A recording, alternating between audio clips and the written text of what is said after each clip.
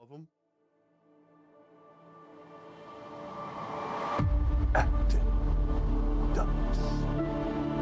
Time, space, reality.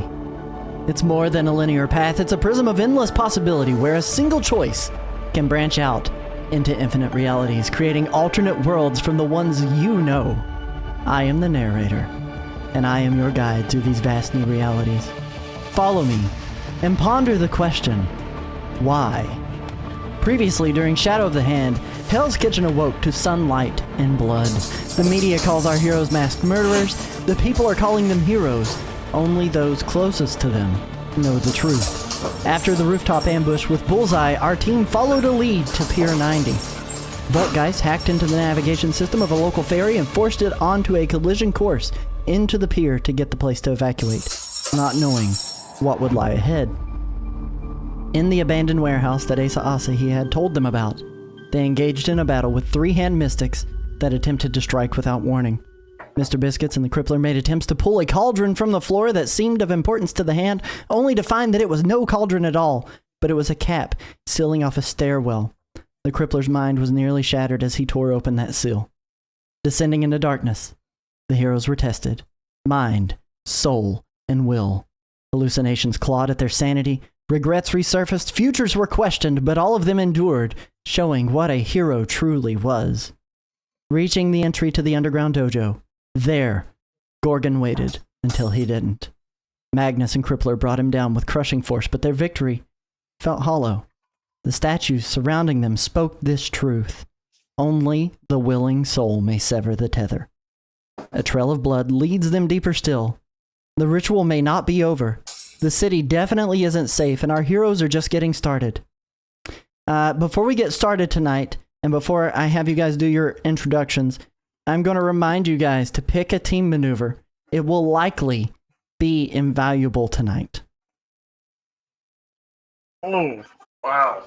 I thought we did pick a maneuver, and I tried to use it last session, and it was, I feel like because this is the finale, though, maybe we take the defensive maneuver. Defensive. That's kind of what we had it set for. That's what we started with because it sounded like really with the best potential. We've never really used defense, but if we need to use it tonight, I feel like defensive probably is at my vote. Yep. Defensive sounds good. 2 for defensive. Anybody else have any protests? I don't protest that at all, but you're muted. I always support defensive. All right. Sounds good. All right. Defense. So we're going to have everybody go with a defensive maneuver. Because of your all's rank, it will be a level 1 defensive maneuver. Can someone remind me what that does? team members all have damage reduction 2 for this round. There we go. Now, will that stack with damage reduction we already have? I don't think that does, but many of you guys don't have any damage reduction. Like Mr. Biscuits does not have any damage reduction. This is for the pool. So it will be helpful for her. It stacks. It might mention it. We'd probably mention it there. It doesn't stack. I do not believe it does stack. What is the level 1 rally? Level 1 rally? Mm-hmm. All actions taken against team members have trouble this round. Okay, and the level 1 offensive probably gives you like Mighty 2, essentially, right? All team members get an edge on any attack they make. Edge. Okay. Yeah, to be fair, the DR doesn't stack. True. All right. So do we still want to go defensive? Which will help out Mr. Biscuits? I don't know. Yeah. Most of us. Are you sure? Well, how many of us because have DR2? I have DR2. I have DR2. 3 out of the 6 of you. And Yeah. Dragoness has That's DR1. DR1, yeah. Maybe offensive then, because we can all do have an advantage. Yeah. We can all do with re-rolling dice, especially if we use it on the very first combat of like the big fight. Actually, let me take that all of us back. will get- I do not have on my card for her any damage reduction for her health on Dragoness at all. No damage reduction for her.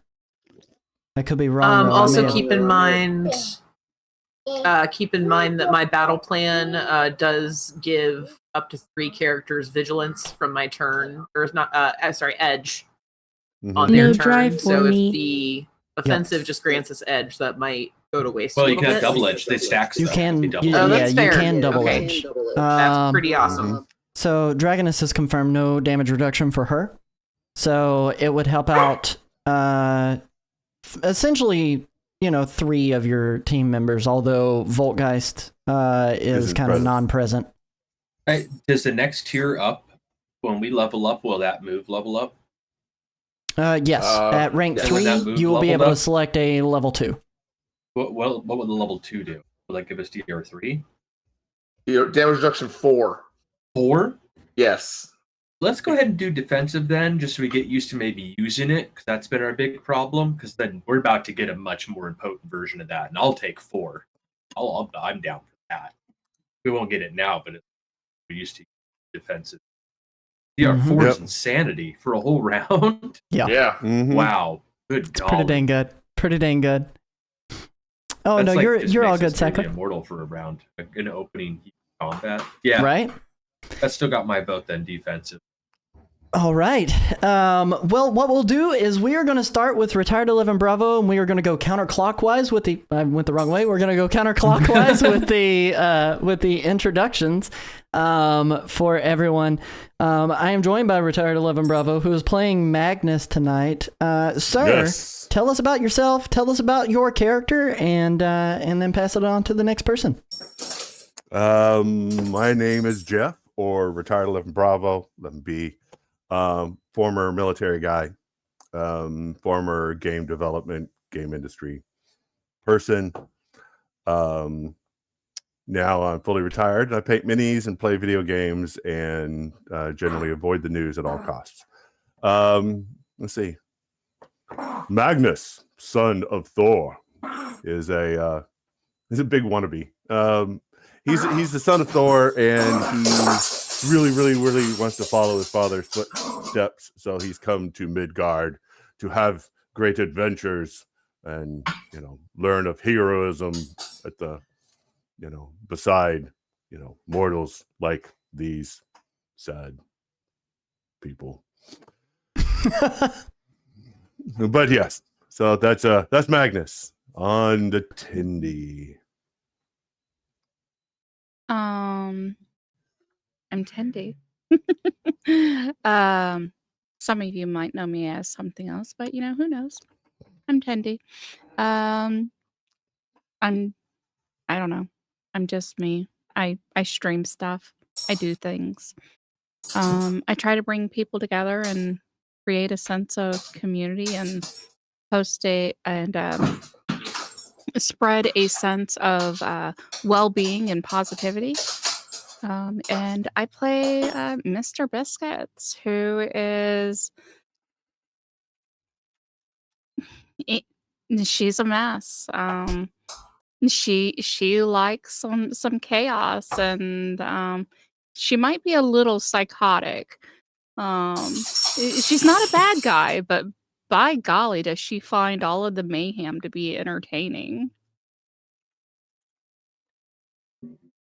It's amazing. It's amazing. CommodoreZed, Crippler. Tell us about yourself. Tell us about your character. It's Commodore Z. Hey everyone, how's it going? We're doing another tabletop RPG. Things are good. I run tabletop role-playing games on my stream, as everyone knows. Well, most people know. We'll be live again on Saturday with Werewolf, finally, for our finale. But more importantly, tonight I play the Crippler. He is a spider-empowered, street-level vigilante. Take no nonsense kind of guy. who's in with a bunch of goofballs that he's not quite ready for, and he's kind of a fish out of water, but he's making it happen, and he's doing his best to make it work. But he almost died. We almost lost him last game, and I honestly think I went through all the rules, and I don't think that he should have survived. We were very kind to bring him back, but yes, your shattering powers, you have flexed them appropriately. I have no desire to kill off my heroes. I'm rooting for them to succeed. For those who have watched What If, Uatu the Watcher is out there begging and rooting for success until the point that he has to get involved. So I felt a little like Uatu last round. I was like, how do we change this fate? Coma Defiler. Or Defier. Oh man, yes. And then we'll go to come out of the shadows, Voltgeist. Hello, everyone. I am NerdAtArt. I don't really stream myself, but you will catch me over at the TeamWildwood channel. He's over there playing Kung Fu Spaghet. I'm over here playing Voltgeist. Voltgeist, she was once just a teenage hacker, and one day she messed with the wrong people, and now she exists as what you see here, just kind of a ghost in the shadows, if you will. Absolutely. It's very exciting. It's a cool character to have on the team. Something that's just completely different. Very man in the chair-esque. I dig it. That being said, we'll go to Team Wildwood, Kung Fu Spaghet. Yo, it's me, Team Wildwood, Kung Fu Spaghet. And I stream, I swear. I guess I only go live lately when I'm hanging out with these guys, but I do play video games. I promise I'll get back to that. But at the very least, you catch me a couple times a week goofing off here. And this day of the week, I goof off here being a scientist that used to work for Pim, and we're working on some wheat, trying to make a really sustainable food. And it went wrong. It went all bad. And now my body is half man, half spaghetti. And it's just kind of a thing I'm doing, leaning into it, no looking back. Gonna start using my extremely weird powers for good, and that's been the jam. It started here with these guys. Never regret the spaghetti. Exactly. That's the motto. It's tattooed like a tramp stamp. Yep, exactly. Hey, it's amazing. What? I love it. Oh, after we finish with Saki, we do need to decide on the team name. It's true. It's been in the air for too long. We need a list. Let's hit it. Sakura playing Dragoness. Tell us about yourself. Tell us about your character. One line. I just deleted everything I wrote. Oh no! Sakura is an amazing streamer. She's a phenomenal retro streamer, does a whole lot of retro PC stuff. She uses her VTuber avatar, as you guys can see, who has wonderful mouth movements and says every word that she says, and it's freaking awesome. She's playing Dragoness, who is a flying dragon lady, previous X-Man for 30 years.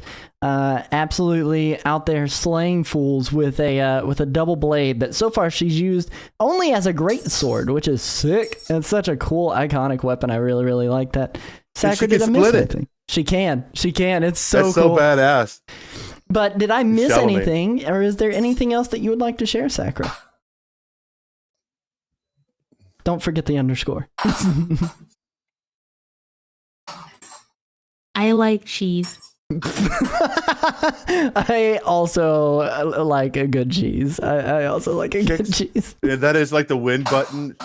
If you want to find your perfect person, give them cheese. That'll do it. So we're gonna be beginning tonight pretty much where we left off last game, okay? And then we'll talk about team name for a moment if you guys have something that you want. I'm gonna float one out there for you guys. the Shadow Guard, but use it, take it, whatever you want. Think about something else. Cool. But that being said, that's just my idea. I want everyone to like their idea and support something they really like. But I am going to have everybody go ahead and at first I said Crippler's just going to get 1 point of karma. Everybody's going to go back to 2 points of karma tonight. So we're going to have everybody go back to 2 points of karma. Your health will remain the same. Your focus will remain the same. So if anyone needs to do some rolls to try to restore some health, restore some focus, you can feel free to do so. But team names. What are you guys wanting? And you know what? Here's what I'll do. I'll give the intro, and then we should have Magnus bring that up in character about the name with everybody. How's that sound? Okay. See how that goes. Interior of the underground dojo. The dust has barely settled on the previous battle. Your breath is still hot in your lungs, and the blood on your hands hasn't even had the time to dry. No time has passed. No strength has been regained. You carry forward with the same wounds, the same focus, the same weight you bore last time we were here. You've heard what the statues have said. How does that make Magnus feel? Only the willing soul may sever the bond. Concerned. It's not the This first may time that not Magnus be- has heard it. No. This may not be as much of a straight up punchy fight. We may have to win someone over, or perhaps make a sacrifice.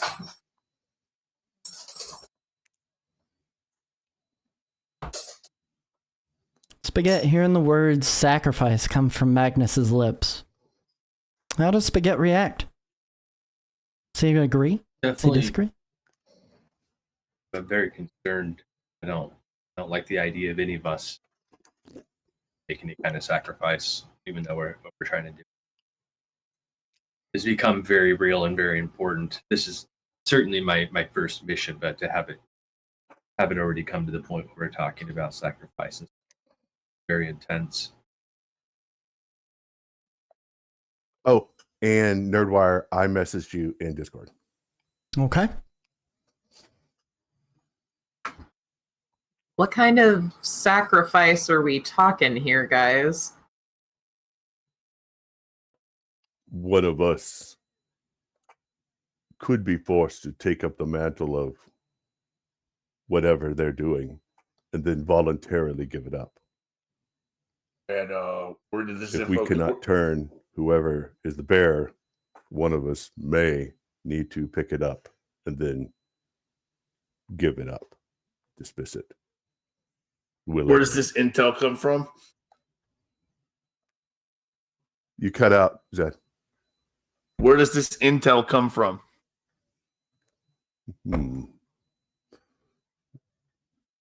Just a feeling. So this is a hunch. Yes. I could be wrong. I hope I'm wrong. Well, oh my goodness, y'all just did some murder. Y'all could totally do a sacrifice. No. Excuse me. We did not all do some murders. Let's get this correct. You're cutting in and out, Crippler. I don't know about any murders, but I made sense of what you were saying, by the way, but you were cutting in and out. I thought I'd give you that heads up. Can I search the internet for any sort of information on this ritual? Is there anything that exists? You can attempt to.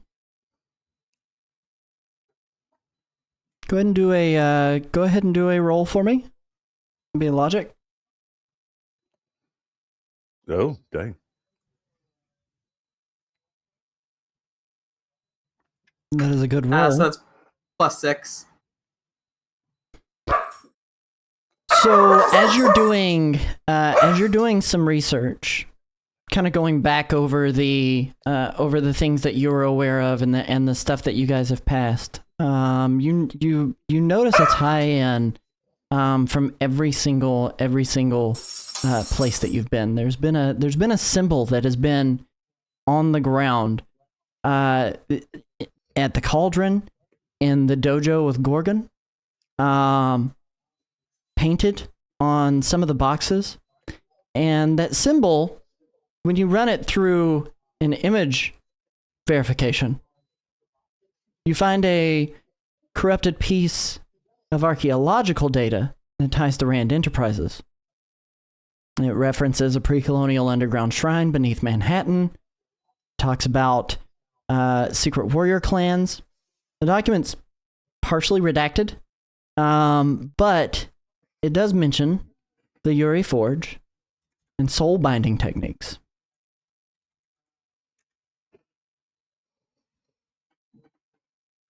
In the background, can I call Danny Rand?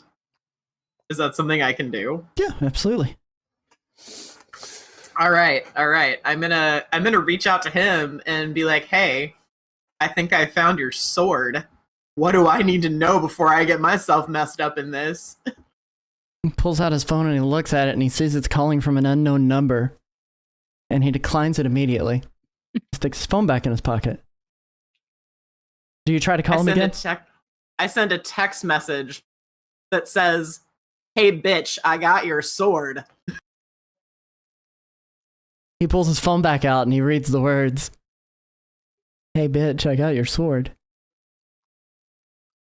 And he turns and he's in Rand Enterprises right at that moment, and he hands the phone to one of his tech, and he says, "Hey, can you trace this number back for me?" But as they copy down the number, they go to do the research real quick. He texts back. He goes, "Data now. Where are you?" So before I text him back, I'm gonna reach out to the team and say, "So guys, it looks like we might be tied up with Iron Fist here, and I don't know if you guys want to call him in, but let's just say I got him on the line, and he's real interested in the fact that this blade has shown up." If he knows things, it would be useful. We're going in blind here. Let's find a discreet place to meet. What do you think? We could pull back to the warehouse, perhaps. Well, let's get you guys away from Pier 90. Why don't you guys head back to the base? There is an usually abandoned gazebo in the park there above my base. We could draw him there. Easy access to the base if you guys need to come down, kind of thing. Crippler, thoughts?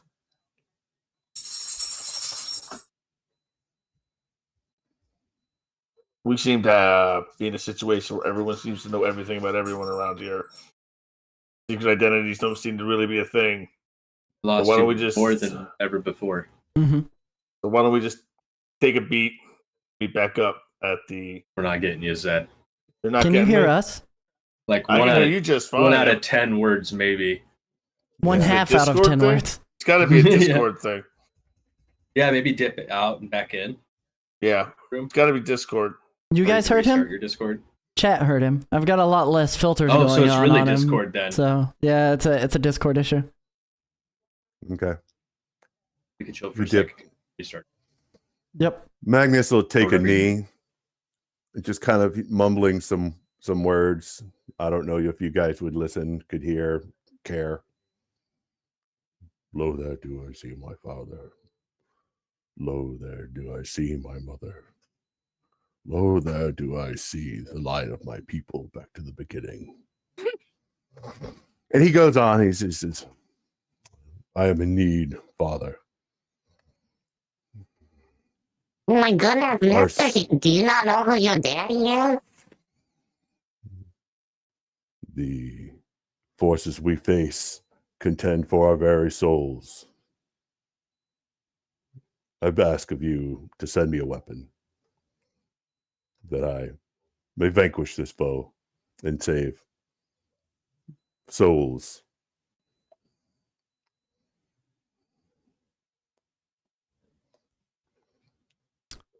As you do that, there's a slight crackle that begins to form around you. Electricity flashes. The wind is kind of blowing.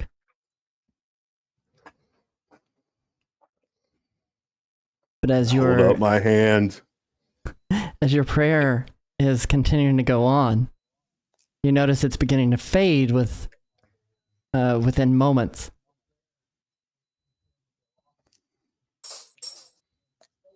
Someone out there is hearing you.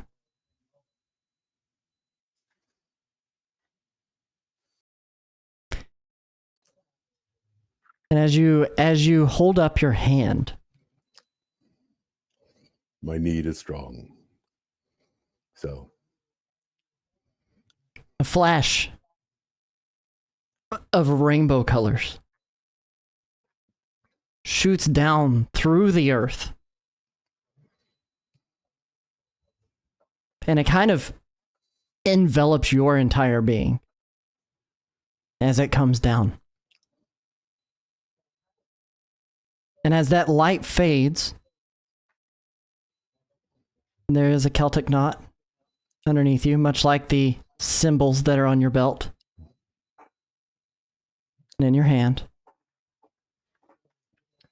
a mace.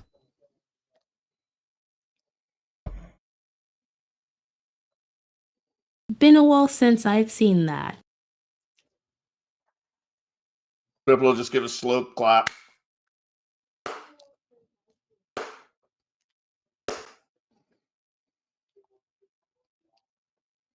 what do we do about this Iron Fist person?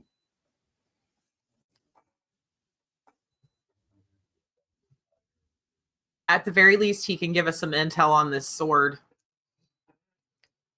If not, maybe some backup even. Do we want to give up our position here in order to... Mr. Biscuits, can you give me a vigilance roll? I do think we could meet up somewhere that maybe has shawarma. Still haven't done that. You can't quite catch a cat not paying attention. Usually. Unless they're sleeping. Mr. Biscuits, you, using your heightened senses, sniff up in the air. And there's an aroma that's coming. And it's one that you're extremely familiar with. It's copper. Or metallic. In the background, little notes of incense. It's fresh. You look toward the hallway that was near the altar that you noticed last we were here. And you see a trail of blood that leads forward through the hallway. Thick, arterial, and still wet.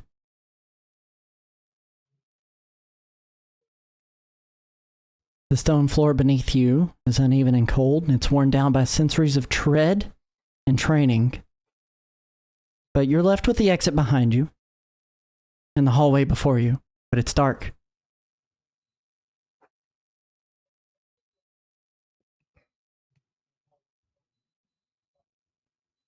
Have we not cleared this place yet, guys? No, we have not. I look in that direction and say, Oh my goodness, it looks like somebody's been doing some sacrifice and all now. So while the team is having this conversation, I'm going to text back Danny Rand and simply say, Pier 90, bring your mask.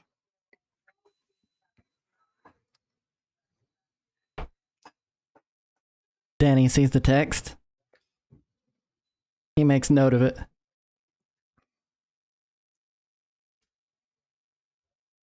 He texts back, bet.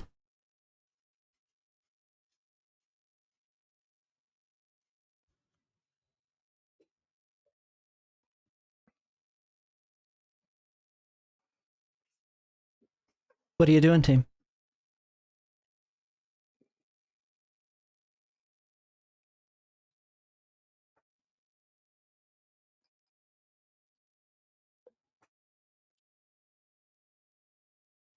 I'm waiting to see the next light show to tell us where to go. Well, being apparently more curious than everybody else, I'm gonna go check out the sacrificing area. You're gonna go check the altar? Yeah. Okay. As you approach the altar, I will as well. I'll follow in between the two, kind of. I'll follow behind them several feet. as you approach the Whoa. altar, it's a table. It's almost surgical in some ways. Weirdly surgical, but ancient. Made of stone. Embedded into the stone are iron eye hooks with leather straps that have just been released. Some of them covered in a little bit of blood. But there does seem to be 4 straps that were there. Again, down the side, you see the blood trickling. It's fresh. And it trails off down the hallway. That's, approximately 10 feet away from the altar that is there.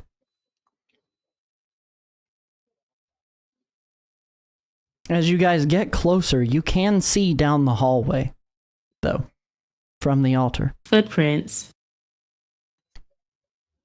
Give me a vigilance roll. I'm more concerned about handprints. Did you make a joke, Kung Fu Man? I did. I recognize that. In looking at the straps, Mr. Biscuits says with glee, Oh my goodness, I don't think that sacrifice was that willing. As Dragoness looks down the hallway, she doesn't notice footprints. But instead what she sees is what looks to be a steady stream of blood that runs in a line down this dark hallway. It goes down on the floor, up the wall, onto the ceiling, back down the wall, back onto the ceiling, swirling around this hallway. And as Dragoness continues to look, you notice at the end of that hallway, which seems to be a good 30 paces ahead of you, is a faint red glow from a room just beyond the threshold.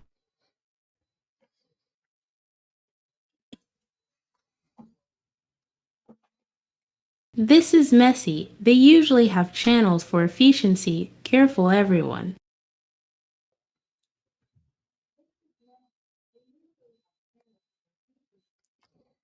Yeah, this is sounding pretty nasty.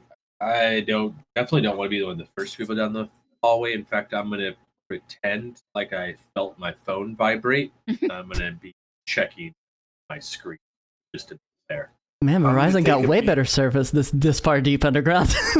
I was gonna say if Verizon has service, then do my drones have visuals? Because Oh, I didn't say I had thought service. I just I had said audio. Pretending Yes, like I felt my phone vibrate. Crippler. I'm gonna take a beat so I can use a recovery roll with karma Yes. on my focus. Mm-hmm. being an agent of chaos, and also the smallest one in the group. Total it up, multiply it by your rank. Yep. I'm going to slink down the hallway and have a gander. Magnus 6. is following the cat and the dragon down the hall. Okay. You I used look at everyone. I'll go first, then follows Tindy. you used a karma to do that, Crippler? Yes, I used the karma to do that. Does anyone else want to take a moment to heal up? Magnus at this point is now fully healed. Okay. Especially up front, she 9 lives. I have not been hurt in this campaign. Haven't lost to one of them yet, Wildwood. Exactly, we're doing great. All right. Are we walking? We're just walking toward the hallway? Oh, I'm Yeah. Like more of slinking. a strut. Okay, More of a- she's more of a- slinking. You're doing the like. I see. I'm crawling along the ceiling. All right.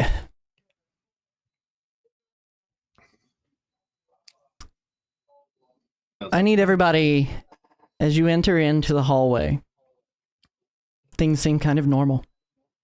Everything seems okay. Up until you hear the scraping of stone on stone. I need everyone to make an agility check for me. Is there a danger check prior to that?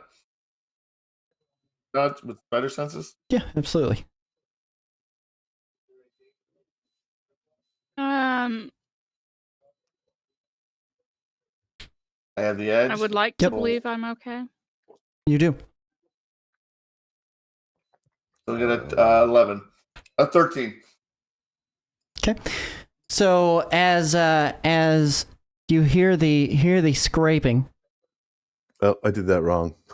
of stone on stone, what ends up happening is you take your hand off the ceiling and you notice that it is a pressure plate that was on the ceiling.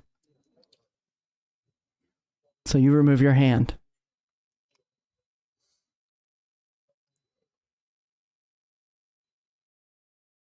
A weird place to put a pressure plate.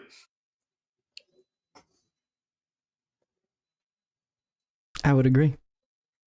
It's exactly what I'm thinking. I would agree. For you, nothing happens. You're totally fine, Crippler. Who here rolled less than, if you include your agility bonus, rolled less than 12 here? I rolled a 15. I rolled Okay. 9. Let me look at Dragoness here. Dragoness is fine. 15. Very cool. That's what I get for watching my. So everyone else is walking ahead. Meanwhile, Crippler on the ceiling of the hallway. I think it was only Spaghet actually. Spaghet, you have fully put your foot down on the pressure plate. You were just trying to get in a couple of games of Candy Crush while you guys are walking down this hallway, and you feel the entire plate press in, and it goes into place. It clicks into place. If Discord crushed that audio, I think it probably did. As it clicks into place, you look behind you, and there's a wall that descended from the ceiling behind, and it clunks down with force. Just dust plumes from the floor. Yes, sir. Any chance of intercepting that? And hold it up? Not for you, because you were ahead and on the ceiling. Okay. You'd have to come down with it and get behind, because Spaghet was behind the entire group. No problem. And it casts a blast of wind. Now, The entire team must run. Because you notice it start to advance towards you with spikes on its front that push out from its surface. So I'm going to ask everyone to make a series of 3 agility rolls because this is 100 feet you guys are going. And if you move faster than the rest of your team, that wall will try to catch up to you. So your target number is I need a total of 42 over the course of 3 rolls. And be sure to include your agility bonus.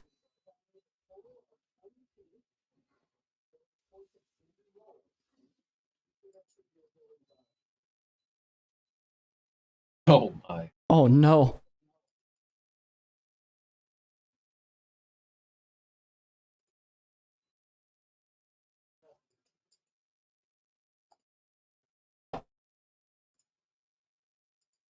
Oh, That's what I'm talking about. That's what I'm talking about.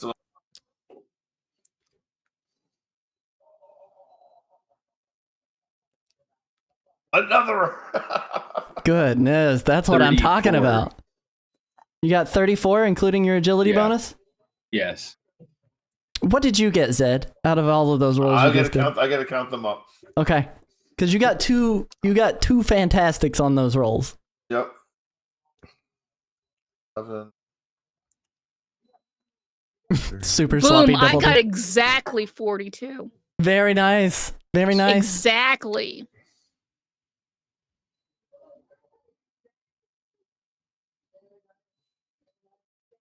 I'm gonna do the math on this.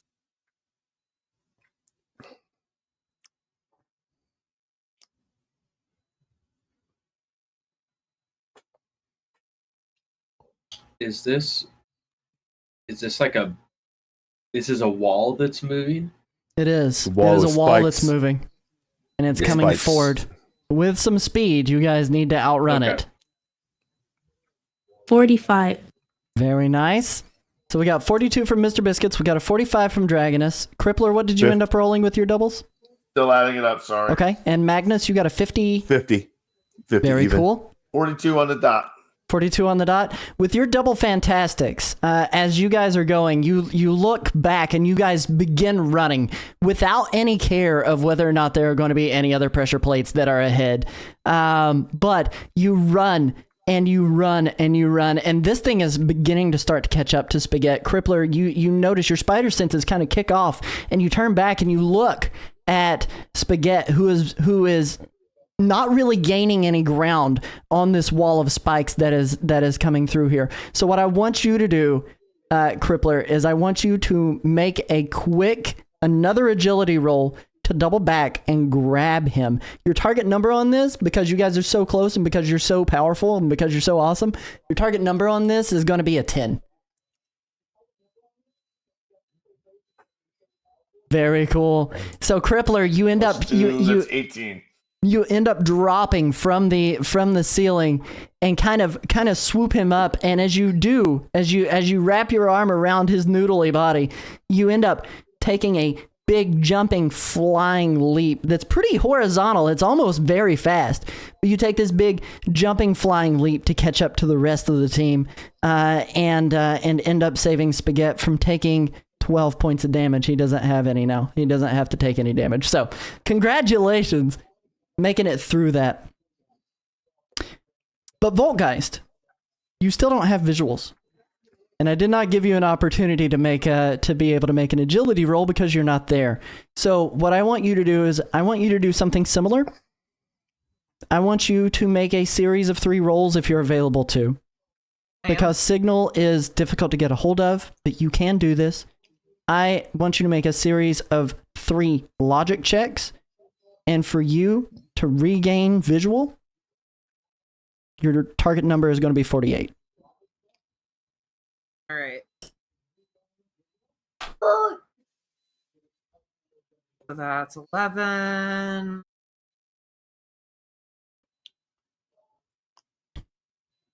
Ooh. That's 23.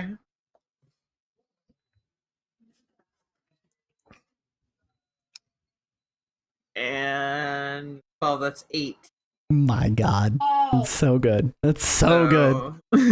34 plus 18 is Crushed it. 40 plus. Yeah, like 56, I think was my total there. You crushed it there. Really, really solid job. Just to let you know, if it was just going to be a regular success, you would have only gotten visual from the perspective of Mr. Biscuit's collar. So you would have been very low to the ground. But since you had 2 fantastics in those 3 rolls, your drones that have been kind of auto tracking to them, your cameras flash on. And you get this, it's almost like a blinding white light because they're trying to get acclimated to the dimly lit room and switching back and forth between night vision. You've made it. As you exit the hallway, Voltgeist, you're the first to notice. It becomes clear what you're up against. This room is large. And in each corner of the room stands a hand mystic. Their hands are up. And they are chanting in unison. And you can see green energy flowing from their hands and into the bodies of Cloak and Dagger, Sleepwalker, Elsa Bloodstone, White Tiger, and Arcade. For you, can you give me a quick one more logic check here, Voltgeist?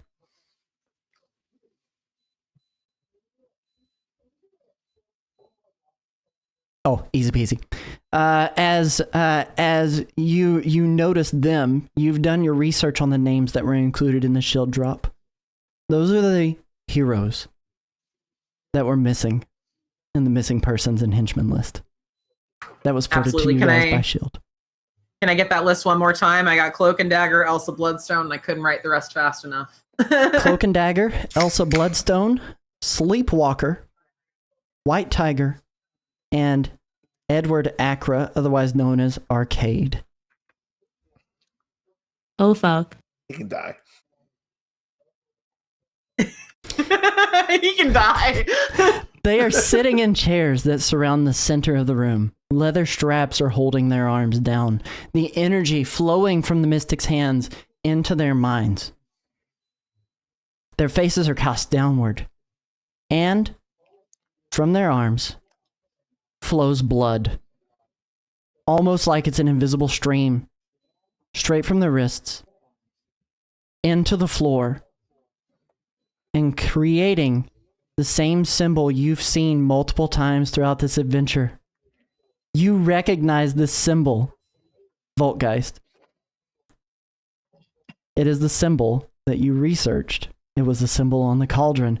It was the symbol in the dojo.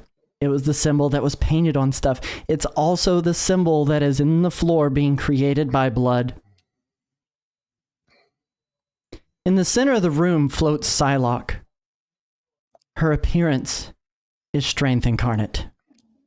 She is dressed in an all-green kimono, decorated with gold foil leaves.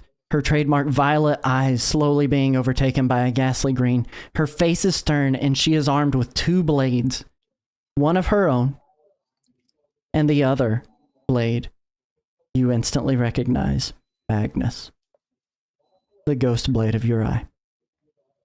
Around her swirls a dragon, swiveling between her arms and legs, wrapping her upper body, and then coming to rest at her head, it opens its mouth and wraps her face with its, resting in a position almost as if it were a helmet. The air and dust below her pulses with kinetic energy, sparking lightning strikes of green and violet. To her right hand, Bullseye. But something seems off about him. His eyes are leaking a green smoky glow. To her left, Electra. And much the same, her eyes emit that same ghoulish light. They both seem mentally controlled. She opens her mouth, and without moving or forming words, with her mouth fully open, she says, "You came too far, and far too late." Her eyes pierce into yours, and this voice seems to come from 2 sources, something of her and something demonic. You see a prisoner wrapped in silk and smoke, but I am not bound. I am becoming. The air crackles with psionic pressure. Her dragon-like armor flares slightly as she floats.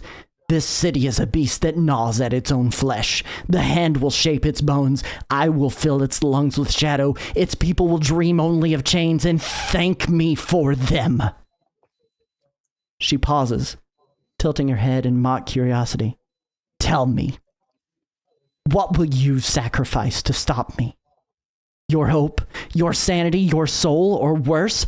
And she gestures to all of the people surrounding here, the souls of those around you. The red light begins to dim and flicker. Come, heroes. Let us see which of you are bold enough to bleed. And with that said, we are going to roll for initiative. Can I say that in the background while she was monologuing, I was texting Danny Rand one last time to say, maybe bring some friends? Absolutely. Oh, we got Spaghet in the bonus round, baby. And Edge and re-rolling the 3. Marvel die. Yeah, now I got a bonus round. Hey, and we got Voltgeist in the bonus round too. You got a 12. Dragoness got 12. Crippler, what is your total now? My total is a... I got a 10. 6 and the 6 is +1. +1 is a 12. No, 6 and the 6, 14. 14? Okay. 14.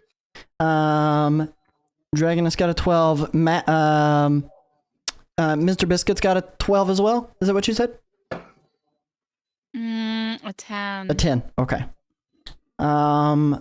Voltgeist, let me go back up and check yours. 17 total. 17, my gosh, okay. And then Magnus. 10. A 10. I'm okay. going last. Yep. You will go last, and then I will roll for Psylocke and the crew. 5s all across, plus... No bonus round. Okay, so that is I'm going to re-roll 1, because she has edge. Okay. Your dice are so sparkly. I know, right? I didn't get to use them much with Gorgon last time, so I'm definitely using them this time. All right. So the initiative order is Spaghet is in the bonus round. Voltgeist is in the bonus round. Crippler is in the bonus round. I wish I could roll that well.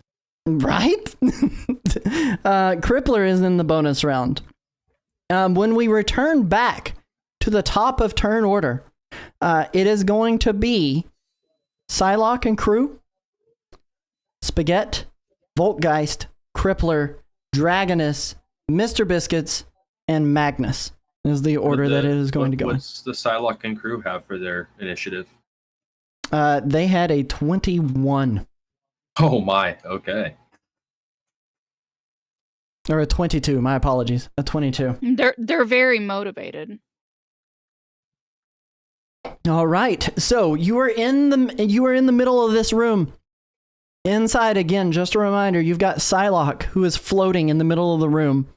You have Bullseye, who is to her left, Elektra, who is to her right, 4-hand mystics that are currently performing some sort of magic on the rest of the heroes and henchmen that are there, strapped down to chairs. What are you going to do, Spaghet? Does it appear... So you mentioned that we've seen the symbols and stuff before. Mm-hmm. Does it appear that like this writing they have on the ground is like what's holding this whole thing together right now? Give me a logic check.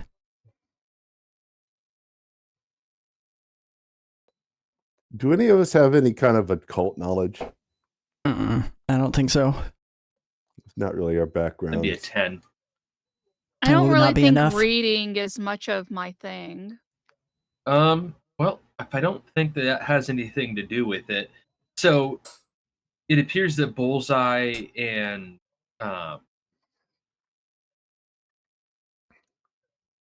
Bullseye's the hands should other all one be that was broken. had goo coming out of their eyes. Yes. Yeah. Bullseye and Elektra. So those two seem to be like not in control of themselves. They're being Controlled.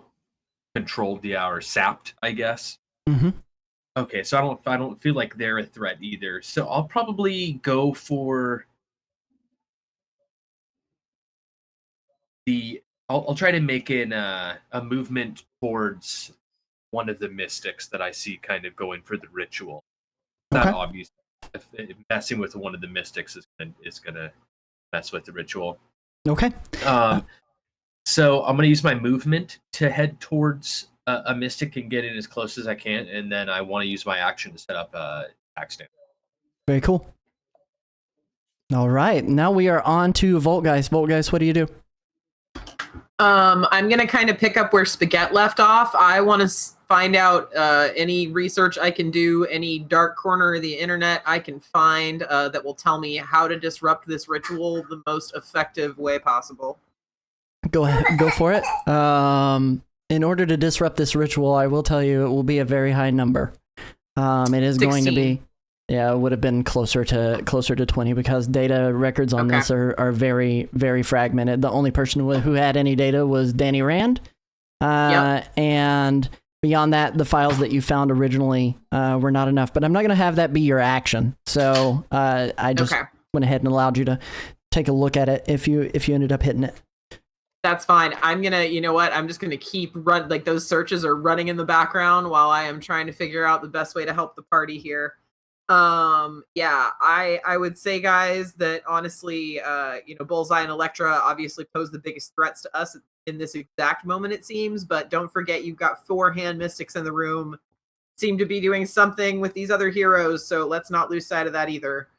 If I use battle plan now, does that count towards the next combat round, or is that like separate because this is a bonus round?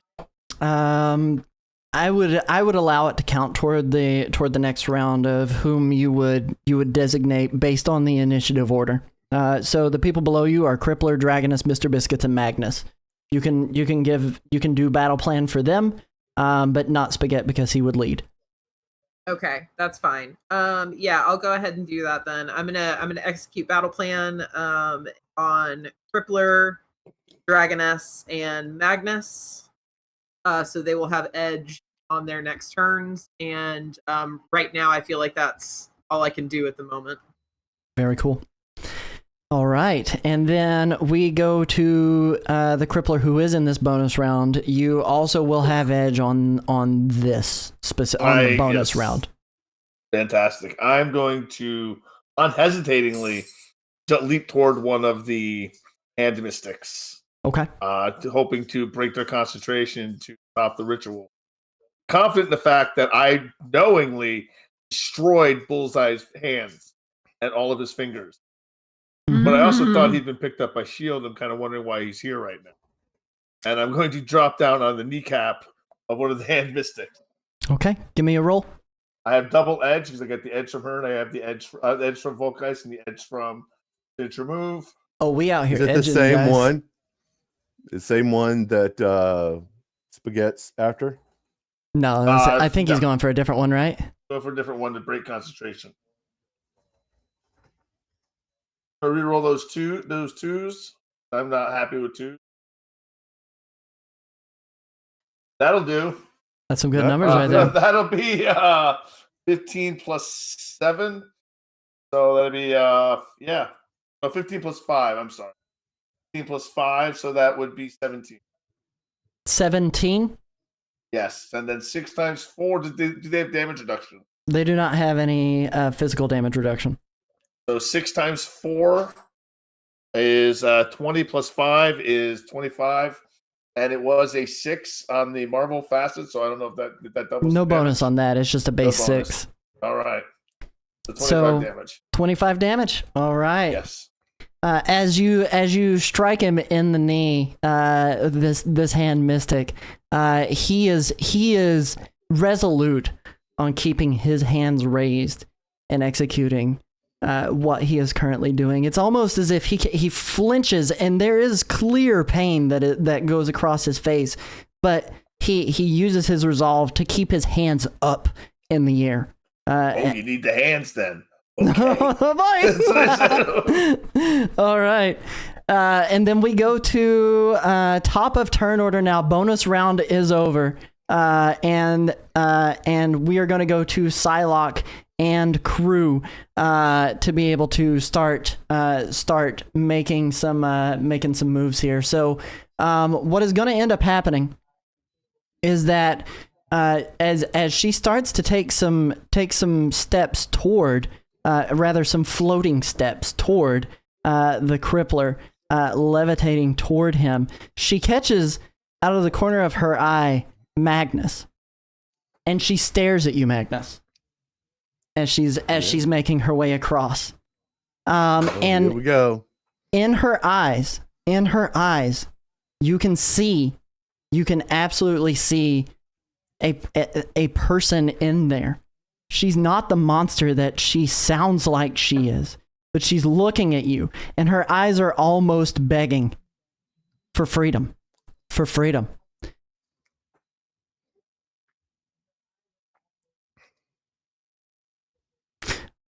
And as she's looking at you, there's a sadness that goes across her face as she begins to approach Crippler. But she stops right before getting to Crippler, and she is forced into activating her attack stance. And that will end her turn. Now, Bullseye and Elektra are going to split up. Bullseye is going to go for the Crippler. Elektra is going to go for Spaghet. They just go for a regular melee attack against you as they arrive. I'm going to roll for both of them. They do get their bonuses. Okay. Bullseye rolls a 15. He hits. And then DR2. Elektra, she ends up rolling a 14 on Spaghet. Melee defense. Hit. Okay. All right. That is a 6 for them. Just a ×1 plus 3 for both of them. No, plus 3 for Bullseye, plus 2 for Elektra. My apologies. So 8 damage to Spaghet and 9 damage to So she's Crippler. taking. She takes 4 herself because my counter-strike technique. I'm in attack stance. All right. Okay. Nice. Now we are back to Spaghet. So when she hits me with that damage, I want to keep my feet planted, but like just I'll take all the force into my body and let it kind of smack my body back, and I'm just going to rebound at the knees and just hit her with a punch right in the chest on the rebound. All right, let's do it. In fact, I will hit her with the fettuccine flurry on the rebound. Okay. So I can have edge on that. Oh my god. It is a fantastic failure, but describe it. Well, I got edge. Well, That is true. Wildwood, do you have like a little notepad there where, like, as you come up with these names, that you write them down? I should. Thankfully, I've remembered a couple of them, but the only my signature attack I have on the page, but all the ones I've made up on the fly, I've not written down. With that attack, with your edge, that is a success. That is a successful hit. And you're going to do double damage on this. So give me a description of what you've done and how it goes, my friend. So with that Marvel die there, I'm gonna do is on the bounce back. I'm gonna throw both fists at her. And I'm gonna hit her with the fettuccine flurry. So lots of individual punches. And each punch, I'm gonna knock her back a couple steps and kind of throw her off balance. And the last little punch makes her bump into one of her fellow people that are trying to put together this, hold this ritual together, and kind of irks him and breaks his concentration for a second. No, one of the other mystics. I'm hitting Electra the back, mystics. and she's stumbling Nice. at one of the mystics. All the hundreds of individual noodle fists that are punching her. All right. So this is melee, right? So it would be 6 times 2, which is 12 plus 3 is 15. Doubled is 30 points of damage to Electra, correct? Correct. Yes. Okay. Actually, no. Attack stance does double my bonus, so it'll be another 3. Okay. Before that doubling. Okay. So it'd be 12 plus 6 at that point. Then 12 plus 6 is 18 times 2 is 36. Yeah. 36. All right. So Electra, she takes that hit from you, and she kind of she stumbles back, but like there's no change of emotion in her face as she stumbles back into the hand mystic. There's no change of emotion, no feeling whatsoever. The person that was in there is clearly gone as you've made contact with that punch. That reconfirms it for me that they're being possessed right now. They're not in control of their action. All right, and we are into Voltgeist. What do you do next? So let's see. If I use battle plan again at this point, I can give the Crippler and Mr. Biscuits edge again. Mm-hmm. Mr. Biscuits would have double edge at that point. Oh, double edge. Okay. Mm-hmm. Because you gave it to Crippler, Mr. Biscuits, and Dragoness last time around. Magnus. So if you did it for Mr. Biscuits or Dragoness, they would have double edge on their next attack. Okay. There's a cat with double edge. Do what? It's like when they get you with the cat with double edge is when they wrap up with on the front and then they get you. Yes, absolutely. Locks claws into arm, kicks with back feet on elbow, and then bunny kicks. Yes, Exactly. That's The bunny kicks. That's double edge. The bunny kicks.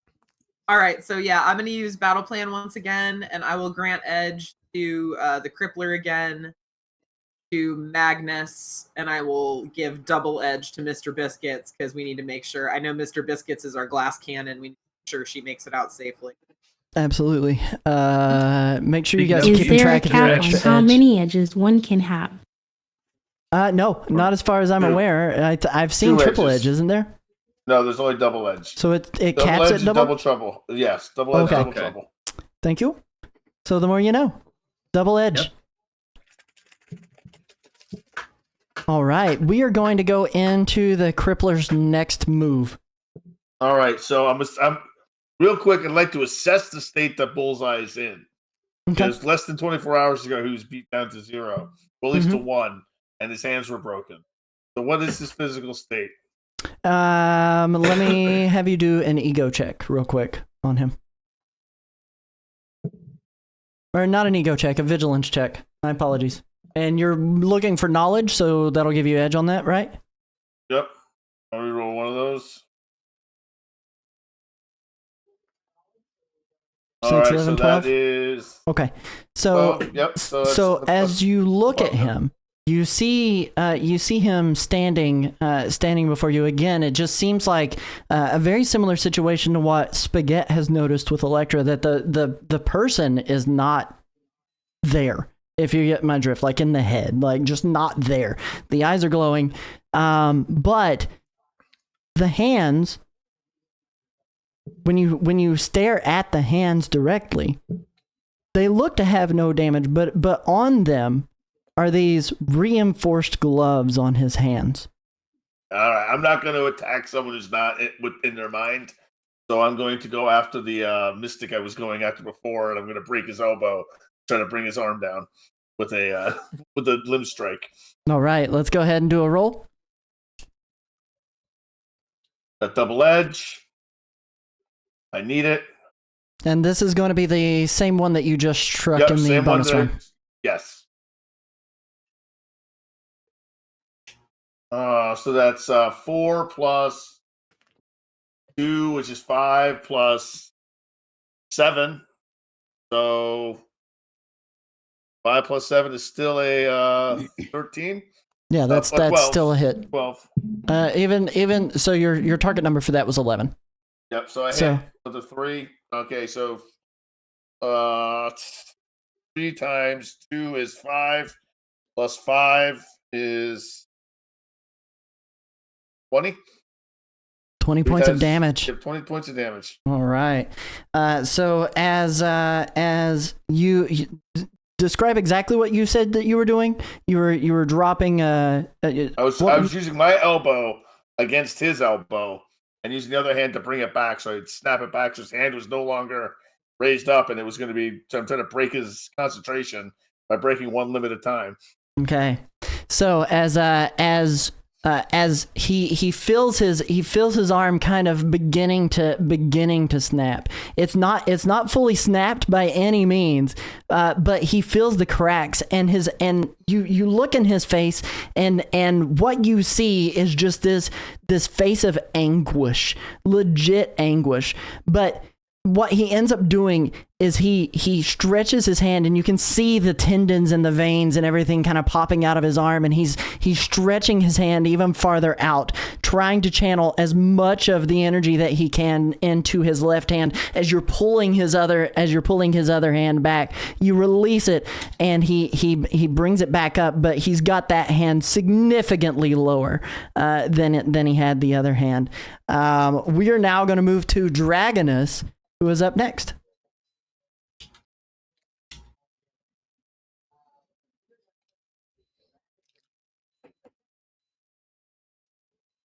Okay, where's the dragon creature at?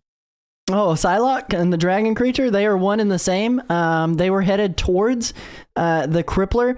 They are essentially 5 spaces away from the Crippler at this very moment.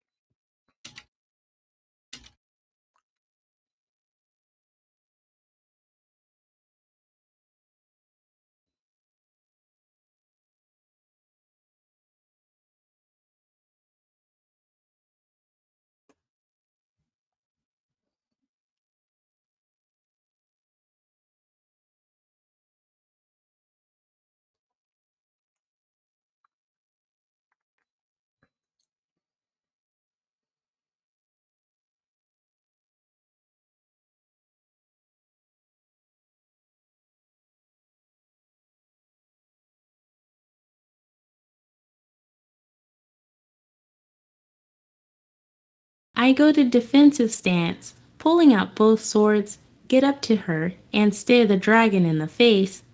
Who the hell are you supposed to be, Puff? That's amazing. That is amazing. All right, so you have activated your defense stance, and you made it directly to her. We are now going to move to. She looks at you, and Psylocke, the person below the dragon, just looks at you, and there's just sorrow in her face as she is floating there, still yet in the air above you, just looking you, beckoning you. We go to Mr. Biscuits. Okay, I apologize in advance as my turn is going to involve a lot of questions. Okay. Okay, was it Psylocke or Electra who had the swords? It is Psylocke, who has one of her own katana and then the ghost blade of Yuri. Okay, who is now face to face with Dragoness, and so is engaged. Yes. Okay, so I don't have an ability per se, but my classification is tiny, and there's kind of a lot going on, and she is now engaged. Am I able to sneak up on Psylocke and therefore her have a disadvantage on her roll against what I'm about to propose I do. Yeah, you can attempt to do that. Yeah. Okay. I want to attempt to, while she is distracted by this dragon lady standing in front of her being like, "Rawr!" I want to come up behind her and want to do something a little different. I want to Okay. try to take and yank that sword out of her hand. Okay. Not her. I want to grab the sword and swallow it. Okay. So in order to grab and pull away, it is melee defense. Mhm. So you'll be doing a melee roll against her melee defense.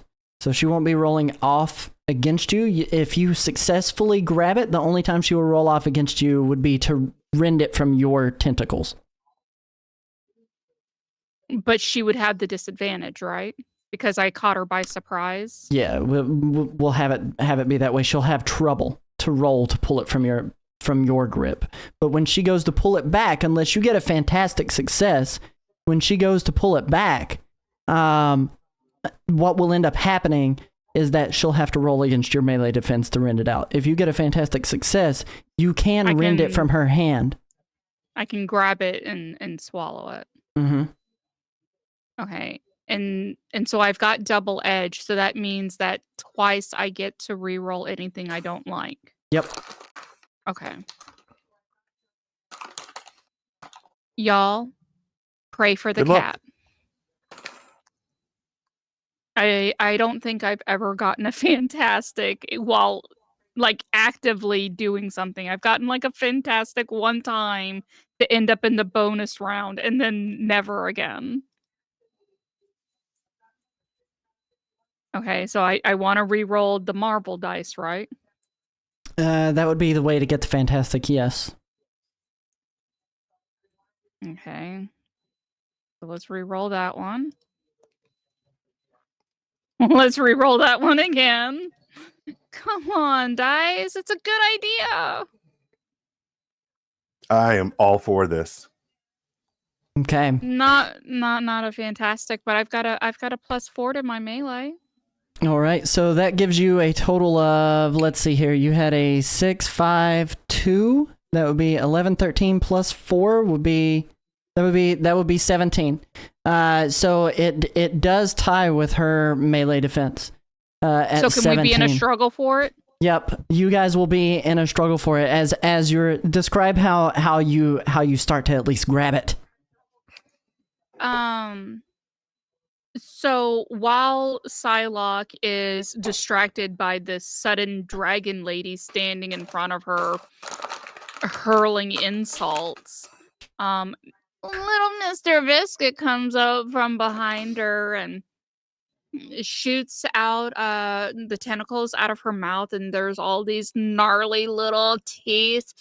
As you know, it's not a very pleasant looking maw when she opens her mouth, and they come out and they grab her hand from behind her, and she gets a really good grip on it. And as she attempts to pull it back, Psylocke does manage to and holds on. In a But, deadlock with Psylocke. in a deadlock with Psylocke. That is currently our position. So she's got this dragon lady standing in front of her, hurling insults, and suddenly one of her arms is now completely out of commission. So hopefully, maybe next time we can disarm her. Absolutely. Let's disarm her, but not literally take her arm like we have. I had a question about that whole interaction. If Mr. Biscuits were to gain another edge, is it possible for them to succeed in rending that weapon out of her hands? Leave options open. They would have to get a fantastic result Leave options open. to rend the blade from her hand. Okay. All right. So 1 out of 6 chance. 1 out of 6. That's not. I had 1 out of fantastic, 6 3 times, and right. That's not fantastic. Okay. I'm gonna save my reaction then. Thank you. You're very welcome. We then go over to Magnus. Now, before you do anything, I need you to do an ego roll for me. Okay. What are we doing here exactly? As it gets to become Magnus's time to react, in his head, he hears whispers. Take the blade. Take the blade. Take the blade. I need you to do an ego check. Mm-hmm. At 14. And, yep. And I've got 15 with the marble die thing. So. Are you not in my room again? You're over in someone else's room. Oh, I'll take I'm the 15 in the then. damn. Yeah, it's a 1, 5, and a marble die, and then I've got also the whatchamacallit. Look at the character sheet. I was on a different browser. Hold, please. That's okay. One of his talents is Iron Will and Determination. Send this Iron into here Will. for you. Oh, yeah. I have to just change rooms. I'm in the wrong. That's room. okay. Iron Will keeps you, makes it harder for you, gives you edge on trying to fight mind control. Correct? Yep. That's what I thought. Marvel Multiverse save. There we go. No wonder it was funny.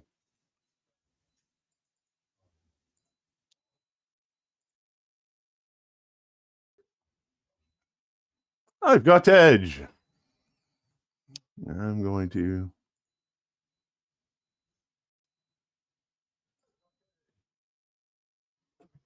Well, I didn't do that. That's meanest. I hate when that happens, where it's just the exact same result you had. But Okay. This is your role for what were you doing on this one? I was being talked to in my head. As you feel those words echo and reverberate through your mind, you notice that it's not the blade talking to you like it had in the past. It's not someone saying you're marked. It's Psylocke. And it's coming through with begging. Take the blade. Now we are into your actual turn. What would you like to do? Take the blade. We're going to take the blade, of course. All right, so you're going to approach where Mr. Biscuits. Yeah, we're going to glom onto that thing and try and take it right from her hand. Mr. Biscuits doing a great job in distracting her. All right, so we need a melee check to try to grab this blade. good job, Mr. Biscuits. Little pats on Mr. Biscuits' head as you go by. Little pat. Yeah. Oh, okay. And I do believe you have edge. I do. So let me roll. Oh, wrong one.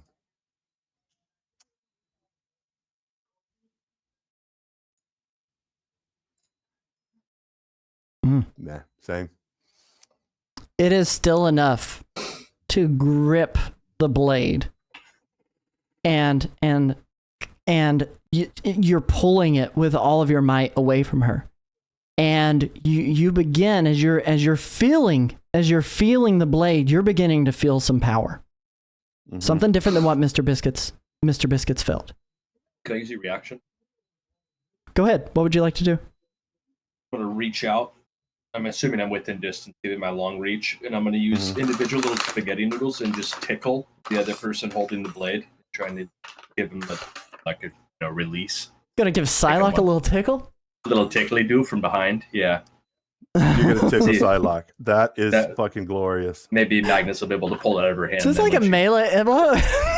I don't know, Brent. I'm not the one that used to figure out what the hell that is. I'm just. Oh my god!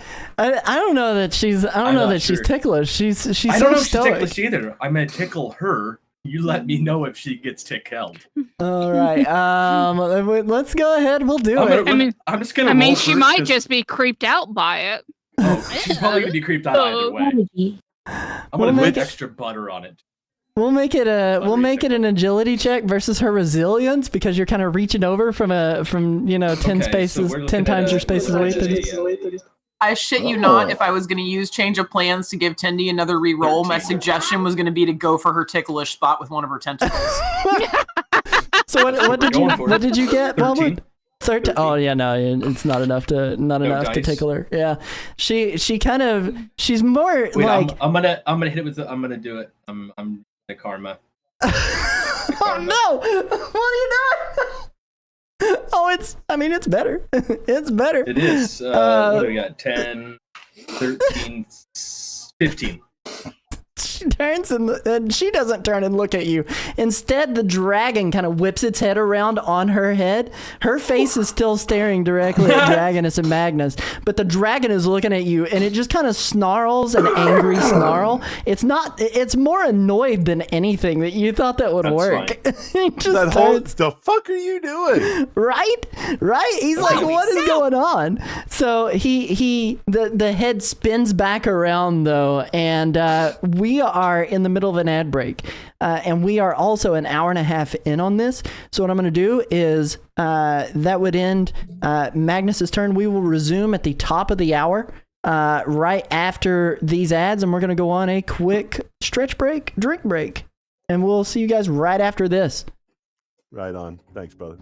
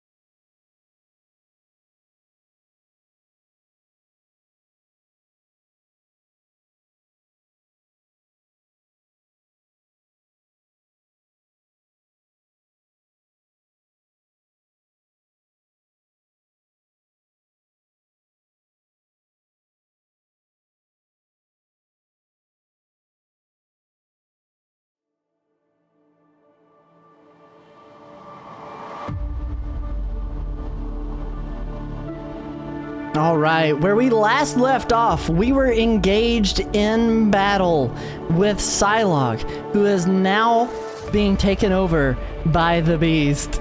Time, space, reality.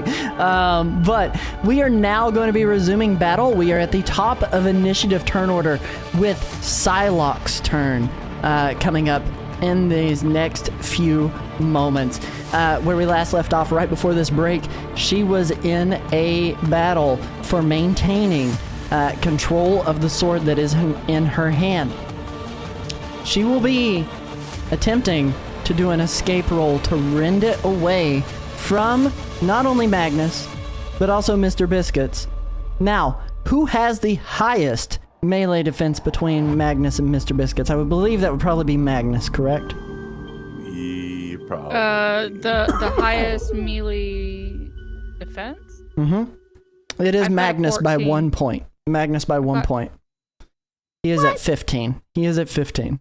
So, Is my tickling Which, giving I trouble mean, at least? honestly, really, that Magnus, you need to go to the gym and work out or something, because if you were only out doing Mr. Biscuits by 1, listen, it's a That's constraint of the ranks. It's a constraint of the ranks. You leave that It's a- Asgardian alone. You stop picking on him. that's embarrassing. Embarrassing.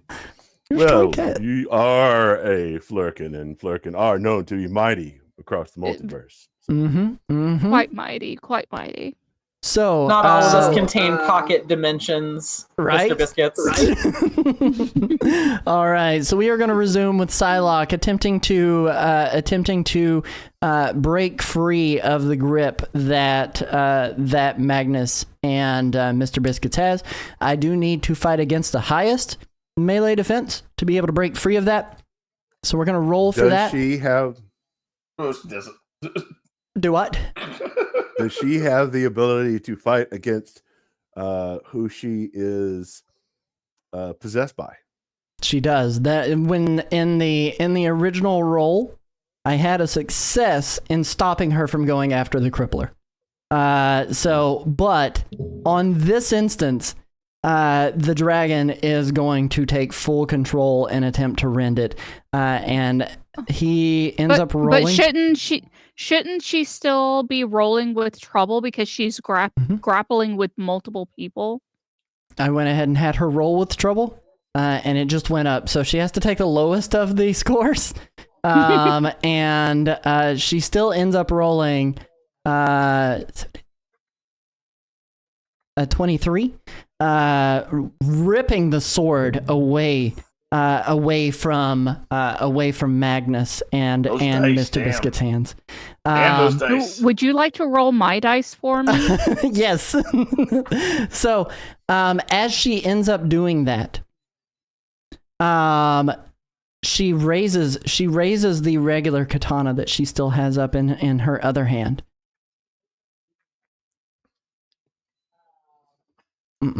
And she is going to bring it down with some force onto Mr. Biscuits, because the dragon has annoyed her. I'm going to tell you, nobody is going to take and stand animal abuse. Oh wow! Can I interpose? You may interpose, Magnus, if you would like. As she swings down. What was the melee defense that I needed to do? 14? My melee defense is 14. Okay, she rolled a 6, 5, 11, 12 plus 7 is 19. So she rolls a 19, and she does get a marvel die on that. And as she brings it down, this is going to be 6, 37. What's 37 times 2 real quick? 54. No. I'm going to refuse to answer the question. It is 37 times 74 points of damage coming down. But what is your DR, retired? 2. Okay, hang on 1 second.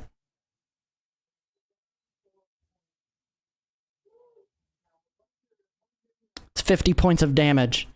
as it comes down, slicing directly across your Asgardian leathers that you have fashioned across your chest, slicing through the leather with the blade. And she will turn her attention toward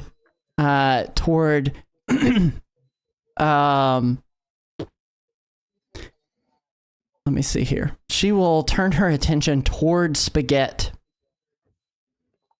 And she's going to use Blink as her movement action. What Blink allows her to do is she dematerializes in front of you. And she materializes directly in front of Spaghet, right next to the hand mystic that he is standing next to. Magnus, that would have more than murdered Mr. Biscuits. Yeah, Magnus knows. No, you would have lived. You would have lived. No, wait, you have no DR. You would No, have died. I have no. Yeah, no, you would I have have no. died.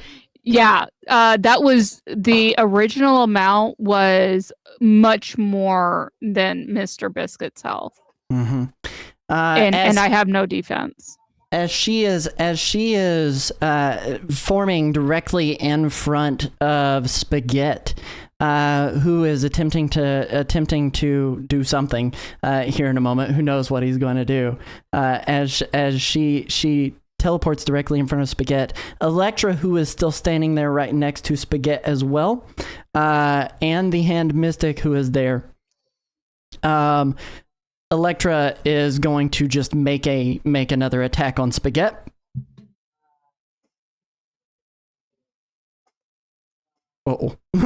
And Elektra ends up I would assume for sure. What's your DR? What's your damage 2. reduction? Damage reduction of 2?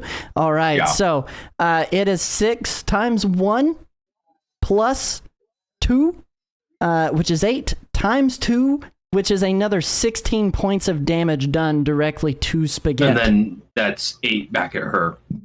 All right, another 8 back to her. Okay. The Crippler, you still have Bullseye right there with you, and he is going to attempt to make just a regular hit at you as well. I think he misses. He would need to be hitting a 15, so He misses. Yep. He misses. So as he makes a swing, he clenches his fist inside of the reinforced gloves that you've seen, and he makes a swing.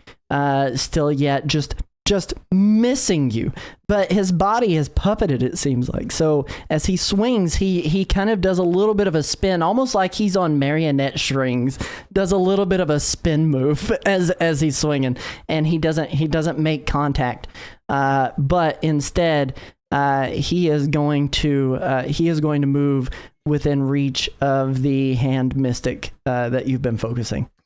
Okay. Hand mystics are going to continue with their hands up in the air, attempting to keep control. Mind you, It's party in the USA. Yes, Miley Cyrus specifically. Exactly. She's going to put her hands up, but they're going to keep their hands up in the air. They're not going to release those just yet. Now we are on to Spaghet. All right. So there's me. Elektra is the one in front of me, or is it Psylocke? They've kind of surrounded you. They're all within reach. So you have Elektra, Gotcha. Psylocke, who is floating. Who's in between me and Magnus? Took that massive blow. Who was in between you and Magnus that just took that massive blow? The one that you did the attack on? That was Elektra. Okay. And we've whittled Elektra down a bit too. I've hit her a few times now. Mm-hmm. So I guess that seems fitting. All right, what I'm gonna do is put both of my fists together, and I'm gonna noodle all my fist noodles into one nice big ball. And Intertwining hammer fist. I like it. I'm gonna as I toss that fist out, I want to take one, like, my full movement and step out and around Elektra keeping my back to her and just swinging this big ball of spaghetti noodles out and around out front of myself. And then as I pivot in between me and Magnus, I just want to blast her in the side with this spaghetti gut ball attack. All right. Let's go ahead and roll for it.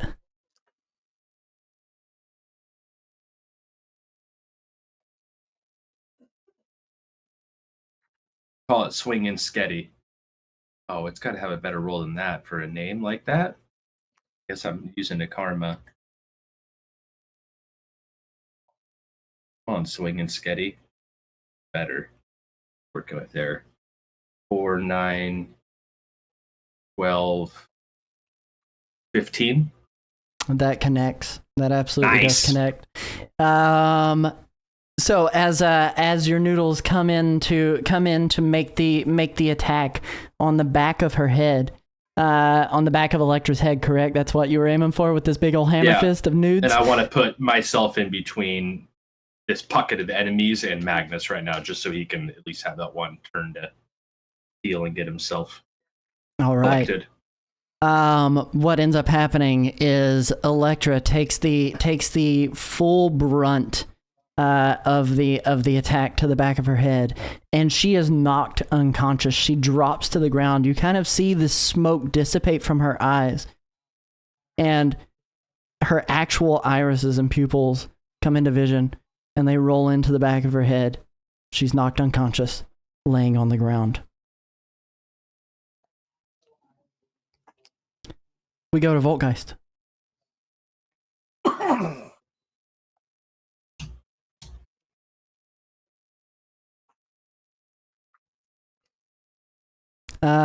Elektra is done. Psylocke and Bullseye.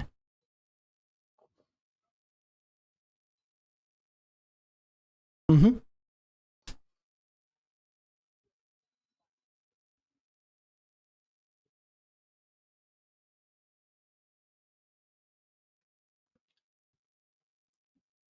Six, 12, 15.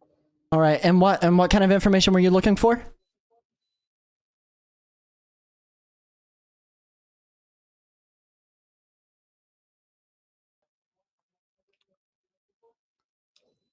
Ask Jeeves. So as you're sorting through the data that you've recovered from Rand Enterprises, you do notice that there is very little information that is listed on this. The only thing that comes up is a phrase. Oh, you cannot hear Voltgeist? Okay, my apologies. Chat. Let me catch chat up real quick. She was asking if she had any way to gain any information on how to stop the ritual that is currently happening. She rolled a fantastic roll, and what I am going to tell her is that as far as that goes, the data that you have is extremely broken. But one thing that you see multiple times within this data, a phrase written in ancient Japanese, is the willing soul. Only the willing soul may sever the tether. Only the willing soul may sever the tether. Can I get a quick mic check from you, Voltgeist?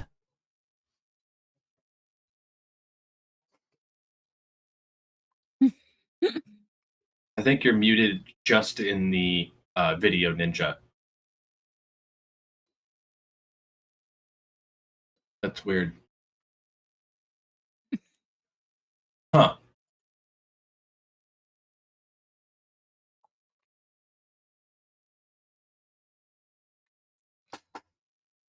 All right, let me go and refresh your source here real quick. Try again. Let me go peek.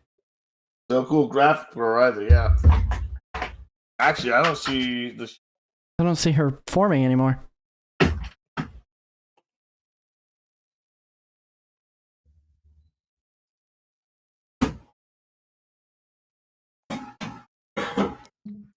Paging IT department. Paging IT. Okay, give me one moment here. I'm gonna make sure that I have that link up to date still yet. NerdAtArt, I completely get it because that's exactly what I do. I don't even bother trying to troubleshoot. I'm just like paging IT department, paging IT. Just Looking for iced tea? come do something about this. It's not working as intended. Zed, do you need to take a real quick break to do breathing treatment? No, I'm good. Okay. Just let me know if you do. We can No, pause. I will. I'm fine. Just patiently waiting for my turn because I have an idea. Mic check. Yeah, no suffocating on stream. We don't I we see her. don't we don't Internet like I that. think we got it terminology? fixed. I see her. Chat, can you hear me now? Hi, Voltgeist. Hello, Yeah, we should be able to hear hello. her. Awesome. Okay. So, as your research Yay. happens, the only thing that is turning up over and over and over again is only the willing soul may sever the tether. Over and over and over again. Very similar to what you guys have heard on the way in. Okay. Interesting. Okay. I'd also like to point out that while that search is running in the background, I have called up my shield liaison, Maria Hill, and girl, I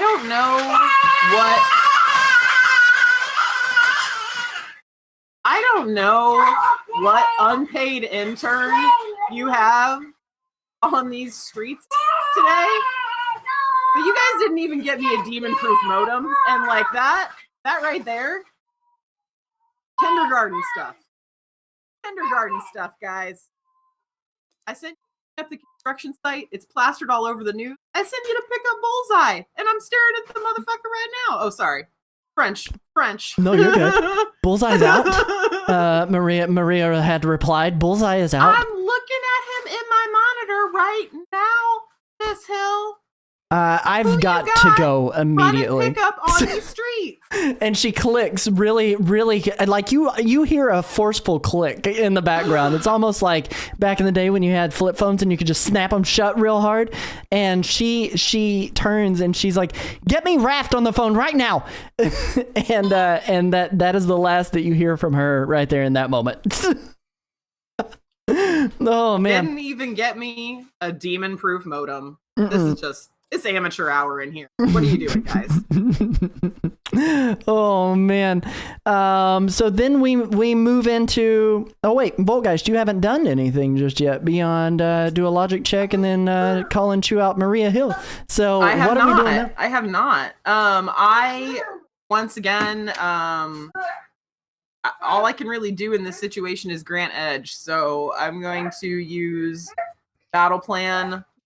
Probably for the last time for now. Okay.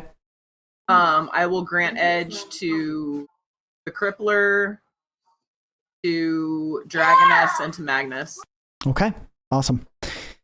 Alrighty, we are going to go to the Crippler now, who you are currently standing with Bullseye and the Hand Mystic across the room. You see that Psylocke has appeared right in front of Spaghet, but you've also noticed that he's successfully taken out Electra on his own. I'm going to continue with my mission, and I am going to, as I've already worked the left side of this hand agent, I'm going to begin working the right side, and Okay. I'm going to go for his wrist, his right wrist, and with a ball peen hammer. So I'm going to grab it by the fingers. And the ball peen hammer directly to the spot directly in between on the inside of the wrist, right here. Okay, let's do it. I have double edge. Let's do it.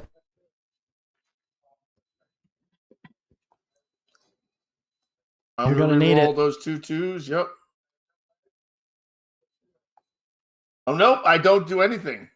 I grab it. I miss. Oh my That is goodness. a terrible roll. No, as you go to swing your, Well, 7 times 5 is 11. you I can still use a got 11. reaction. Can I use a reaction? Yeah, you can help teammate and give him edge. Perfect. Another edge. I'll say make him pay the penalty, the ball peen, and give you edge. All right. Well, I had 11. Now I have a 13. Let me look here. No, 14.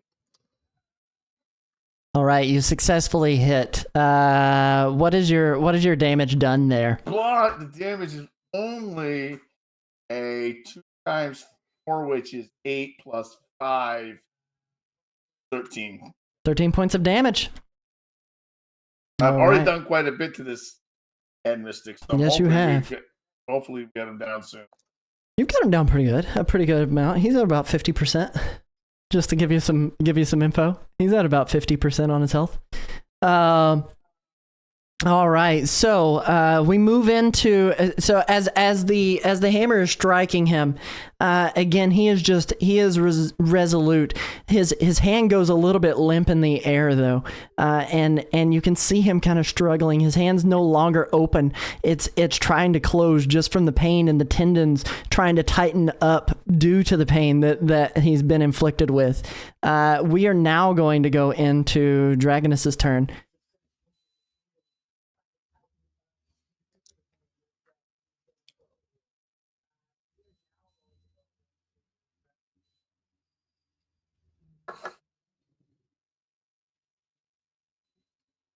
And again, for meta knowledge for everybody else out there, just a reminder: Dragoness Sakura uses a text-to-speech bot, so we give some extra time to be able to properly respond. So, for those of you that are watching already on her channel, you would know this. For those watching here, maybe for the first time, that's Saki. And honestly, she's probably one of the funniest, most interactive people I've ever seen interact with a text-to-speech bot in my entire life. She's so good. She's been killed. Costed based. Oh, it's so good. What, 4 issues we've done now? Mm-hmm.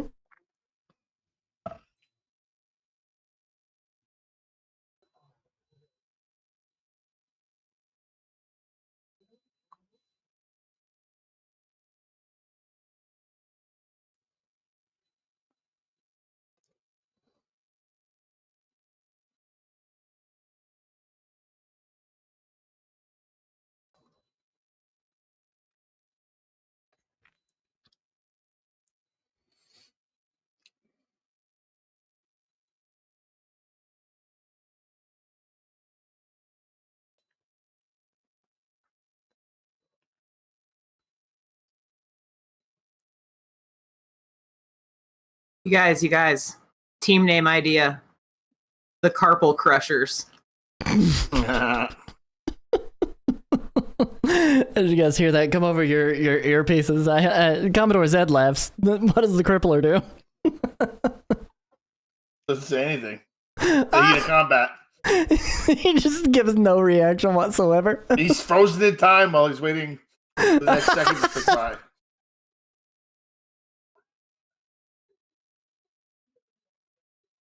I feel like Spaghet would be really into that. He'd be like, heck yes.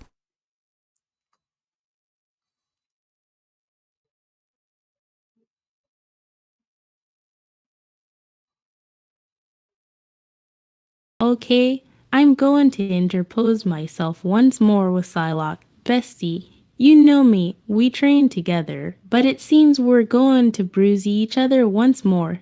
Engardi. I take my swords and attack the dragon. All right, so we are going to do you're going to be using your iconic weapon, which is going to grant you edge on this attack. So what I want you to do is go ahead and do your melee roll. This would be melee versus melee. You have your attack stance active, so it's going to double your bonus as well. Defense. All right, so your target number was it is 17. She to has be able trouble to hit. on me. So you should still have an edge to be able to do this. So you have double edge because you're using your iconic weapon, as well as the edge that was granted to you by Voltgeist. So you can re-roll one of your lower die twice, or your Marvel die. It doesn't matter. You can pick your die.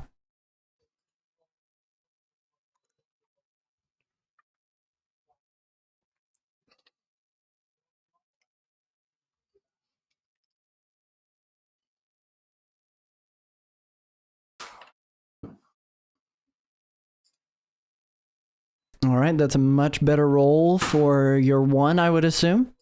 And again, you have another edge that was granted to you by Voltgeist. Oh my gosh, okay, cool. So we got a 5 plus a 6 plus a 3. That's 11, 12, 13, 14 plus your melee bonus, which is an additional 4. So 18 to hit. It does make contact. It does make contact as you're making contact. One moment here. As you're making contact, she is going to use a reaction to blink away from the damage. And she's able to do her run speed multiplied by her rank and distance. And she blinks away from the attack, dissolving as your blade comes directly through her. And she appears directly in front of Magnus again.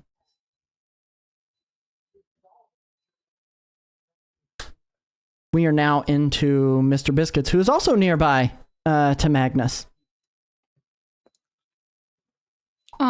Once again, I apologize in advance that my turn is going to be questions. Hit me with it. Okay, so Mr. Biscuit has been thinking, and don't get me wrong, Mr. Biscuits is just a cat, so it's not like Mr. Biscuits has a lot of intellect or anything, but Mr. Biscuits nonetheless has been thinking. Prior to coming in here, there's been things said, and then since being in here, there's been things said, and things looking around the room are, well, they're going how they're going.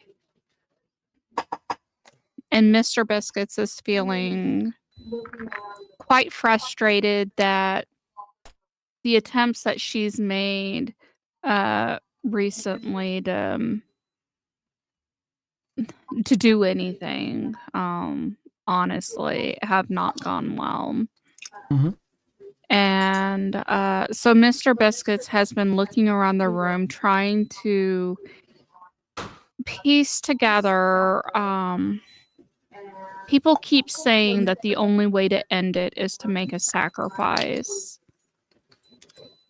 Looking around the room, Mr. Biscuits wants to know, where is this sacrifice supposed to be made? Give me a logic check. See, that's where the Mr. Biscuits isn't so smart part comes in.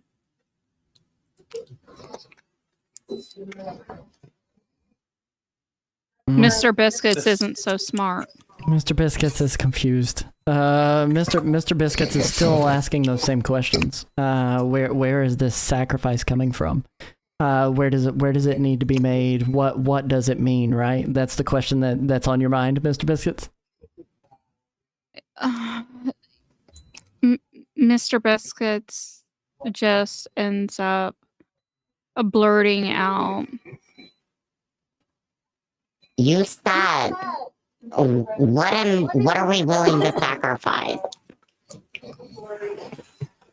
I'm willing to sacrifice. I will sacrifice. Tell me, what do you want from me? Stop this. I will sacrifice it all. Give me an ego check.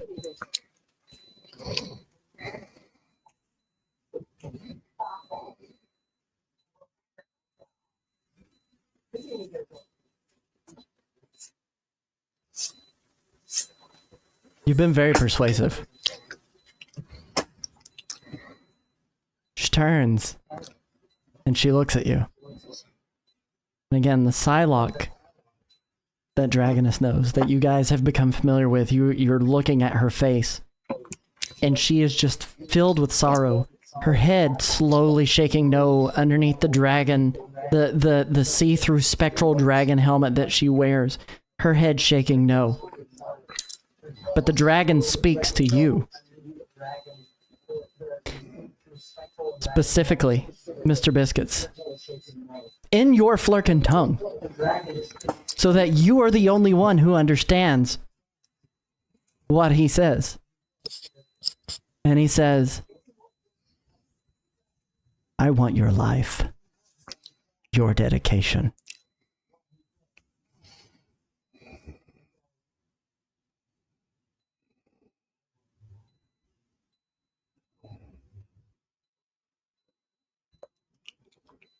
Will you let them go? Will you stop this?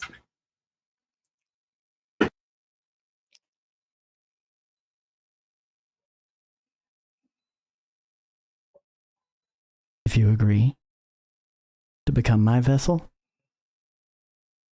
you, and he says almost mockingly, you?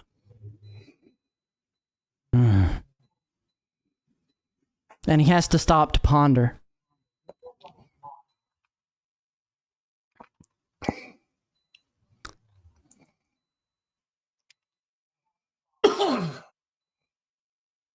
And he looks up. And he looks back down at you. And he just shakes his head no. And he says back to you in your Flurkin language, not you. But he says to you, the Asgardian.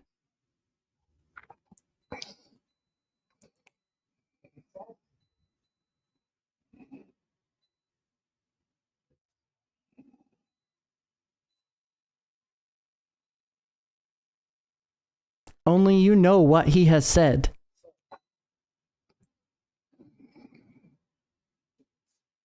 I will not let you have him.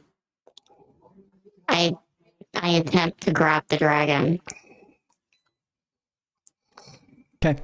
As you make your attempt to grab the dragon, she is going to use her second reaction to do an escape. Actually, hang on. I need to make sure she wants to do that. Oh God. Okay. Yep. She's going to use her second reaction to do an escape. What is your agility defense? 12. She escapes your grapple as you go to grab her.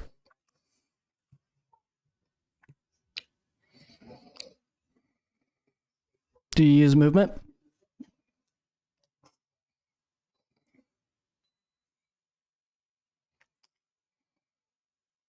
I'm gonna stay where I am, and Mr. Biscuits is going to say, They don't want willing sacrifice. They only want Magnus. What?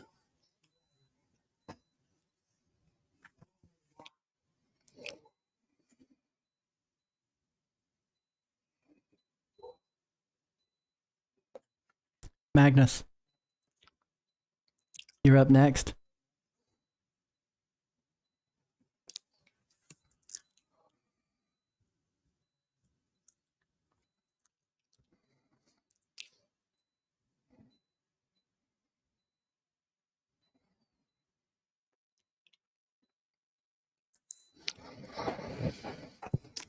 Has a moment, looks at Stylock, looks at Bullseye is the one that's still up, right? Yes, Bullseye is still up. And one of the cultists has been damaged, right? Yes, pretty well.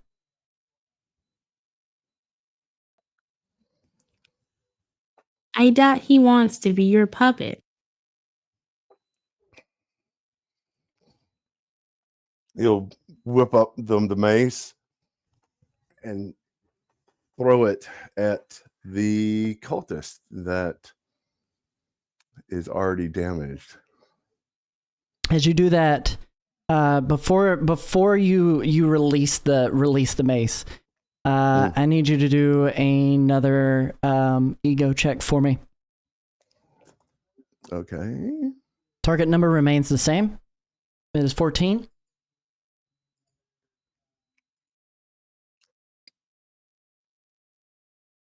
Ooh, perfect. All right. Nothing happens, but you continue to hear Psylocke begging you, specifically you, take the blade. Take the blade. And you release the mace that you've been given. Mm-hmm. This is an agility attack against the mystic that's been hurt, correct? Mm-hmm. All right. Let's go ahead and do an agility check. Let me look at something right quick. Wow.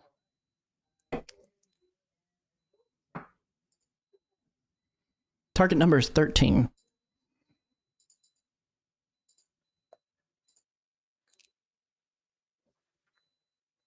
I think you got it. Ooh. Yeah, that's a hit. All right. So you end up slinging the mace directly at them. You also have edge on this mace, correct? Mm-hmm. Okay. So as you sling the mace, do you want to re-roll one of those numbers? You'd still hit. You could re-roll your Marvel die to try to do more damage. Yeah, let me roll that. Never mind. Yeah. We're gonna take the 4. So, hit me with your agility damage. So it'd be 4 times 2 plus 3. 8, 9, 10, 11. 11 points of damage as that mace comes crashing into the face of the... I'm assuming you targeted the face. That just strikes me as the thing that would happen. Just boom! It slaps with some significant force. And again, just like sparks of the Bifrost kind of go past the face behind the Mystic's head. But that was 8 plus 3, correct? 9, 10, 11? Okay. But they are still standing. That doesn't use my strength because it's thrown. Right. It's a ranged attack instead of a close-up attack. So all ranged attacks use agility. Okay, that's fine. All right. And then I'll fly the other direction to go after Psylocke. Okay. And the hammer's back in hand. So very cool. That's it. All right, we've recovered the mace, and we have Magnus flying right next to Psylocke in the air. We are back at the top of initiative order. What ends up happening is the mystic that is closest to Spaghet releases the locks that were holding down one of the people that they were siphoning the blood from. It's Dagger. She's standing right before you. Now, Dagger, what she ends up doing quickly, using her knives, she takes a quick slice at the back of Kung Fu Spaghet.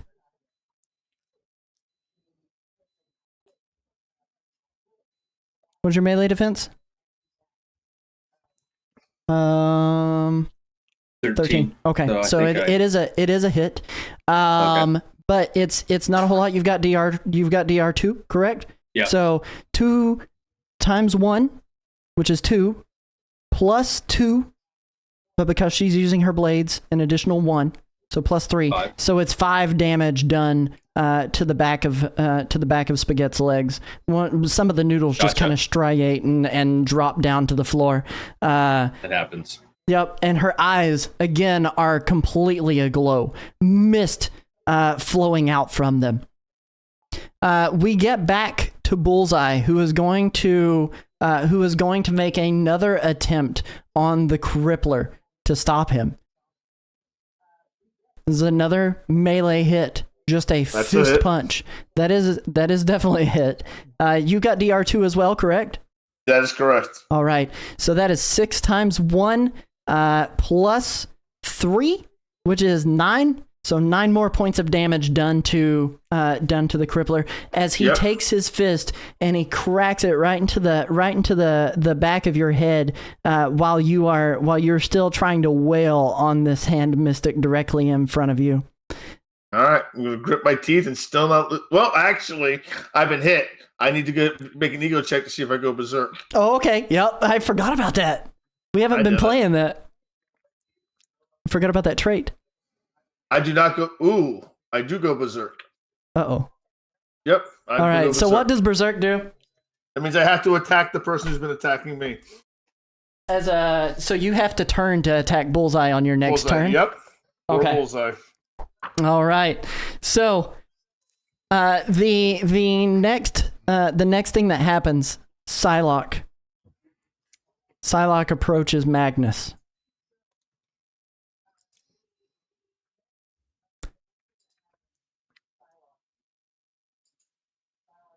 What she ends up doing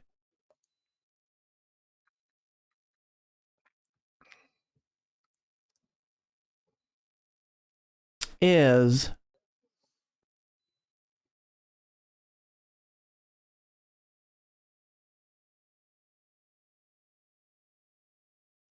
she is going to use telekinetic attack. Okay. What that is a logic versus melee.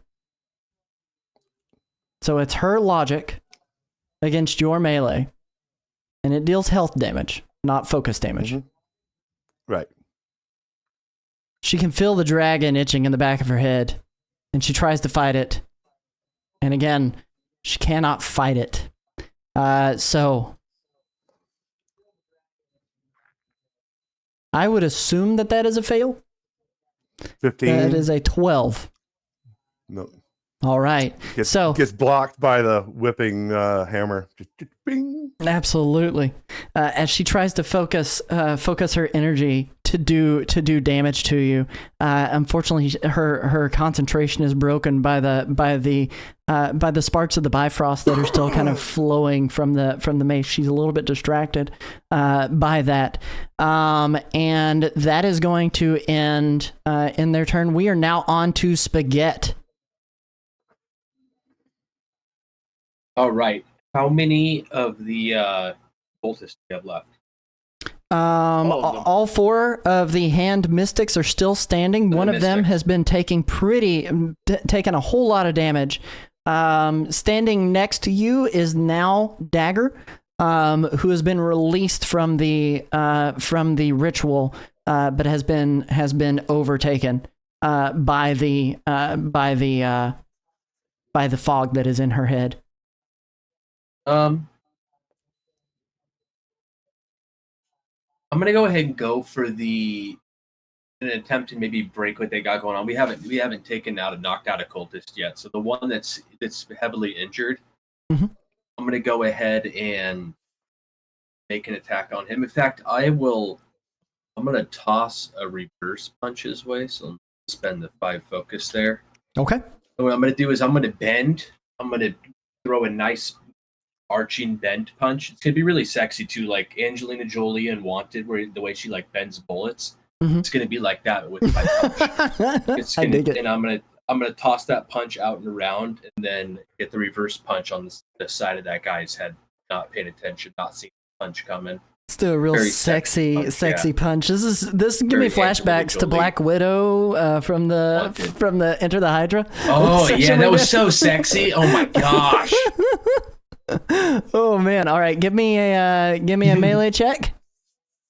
I think it's a melee check, correct?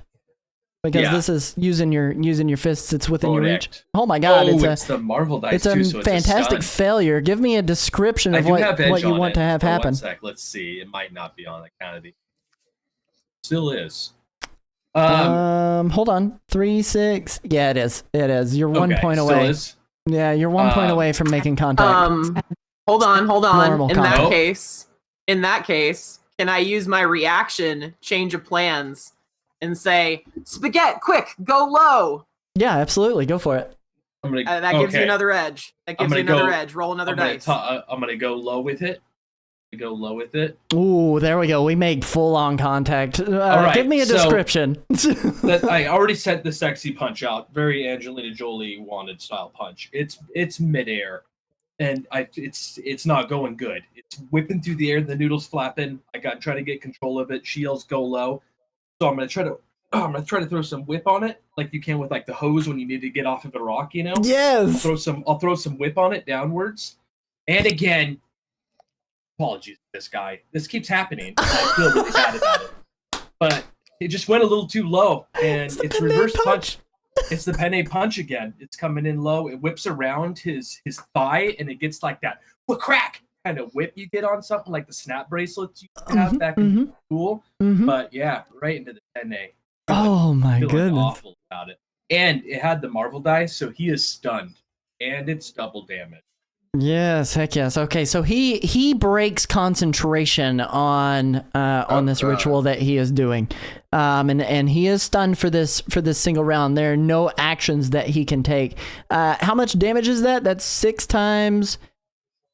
2. 2? Okay, I was making sure. I was looking at my cards.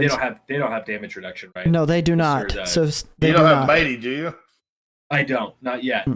Coming next. Coming next arc. So we've got 6 times 2, which would be 12, plus 3 is going to be 15. Times 2 is... Yeah. So 18. Yep, times 2 is 36. So another 36 points of damage, and he is stunned from that. He's just reeling over his nuts, honestly. Let me see here. Making that sound. We all know that sound. He is. Yeah, it sounds kind of like a teapot whistling in some ways. Yeah. Just the air coming out, and he's just kind of like he's breathing extremely hard. It's super labored, but the damage that's been done and the concentration that's been dropped, you turn and you look at the other people that he had underneath his control. I probably should have given this description on the side of the room that Spaghet was on. The people that were under the control of that mystic was Cloak, Dagger, and where's my list of people here? My apologies. One moment. And Elsa Bloodstone. On this side of the room, there is White Tiger, Arcade, and Sleepwalker. So as you turn to look, if you guys choose to look, as you turn to look, you see them. The green mist in their eyes begins to dissipate, and they're at a loss for words about where they're at. They're confused. There's a look of shock and fear in their faces, and they look down at their wrists, and they notice that their wrists are actually completely tied down, and they can't break free from those because they are so weak from having their blood drained and in this state for as long as they have. We are going to go now to Voltgeist. All right. So I think I'd come over the comms and let everyone know, like, yay, Saki! We got you back. Yay. I would come over the comms and let everyone know, like, hey guys, look at the heroes. It looks like some of them are coming out of it. We need to get them untied, quick. And then once again, I'll also use Battle Plan to grant edge to basically the same heroes I've been doing every round: Crippler, Dragoness, and Magnus. Okay, very cool. That does lead us into the Crippler. Well, I have to attack Bullseye because he's damaged him. So I'm going to leap away from the now fallen hand mist, bounce off the ceiling, perch for a second as I bounce off it to get better perches, and land with both feet on his left knee, getting double edge for the attack. You broke up there for a second. Did you say on his left nut? Left knee. Oh, I was like, is this the penne punch all over again? No penne punch, but I do have double edge. Oh, man. Oh, this poor guy. He's going to be really feeling this in the morning. I'll take that. Oh, my God. All right. Let's, man, poor Bullseye. Like, he gets one shot. Does Bullseye have any damage reduction? He does not have any. No, wait. He does. Right. He has DR1. DR1, so 6 times 3 is 18 plus 5. 18 plus 5 is 23 times 2 is 46 damage. 46 damage. Holy crap, damage. That's pretty good. It was already busted up body from earlier in the day. Yep, that is pretty good. Man, all right. He is still standing, but barely. He is still standing, but barely. And as you... And I have to spend 5 focus. Mm-hmm. Because I have to spend 5 focus because I'm in berserk. As you come down on his knee, you feel that you make him collapse. You got this fantastic result. So what I'm going to do in addition to that is he is going to go fully prone as his knee drops to the ground with the force of your full weight coming on it, and then it twists him down and he falls onto his side. And he is prone now. I'm going to assume you lift your foot because you don't have him pinned or anything. You lift your foot off of his knee, but he is like still just laying there writhing in pain. But again, the body is doing all the muscle spasms. The face just looks angrier. It just looks angrier. Let's go ahead and we are going to go to Dragoness now.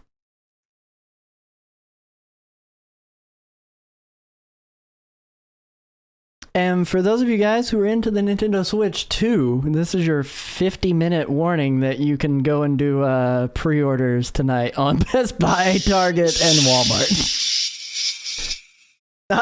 Dandy's like, shh, I need to get mine first. Yeah. Let me get mine. So I don't cry. You don't want me to cry, do you? No, but I feel like Psylocke's about to make you cry.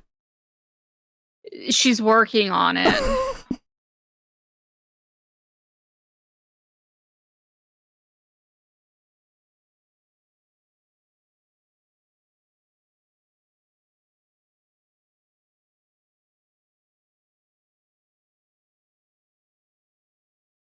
Magnus can't tell if he's being played or not. Okay, I had an idea, and Voltgeist likewise had the same.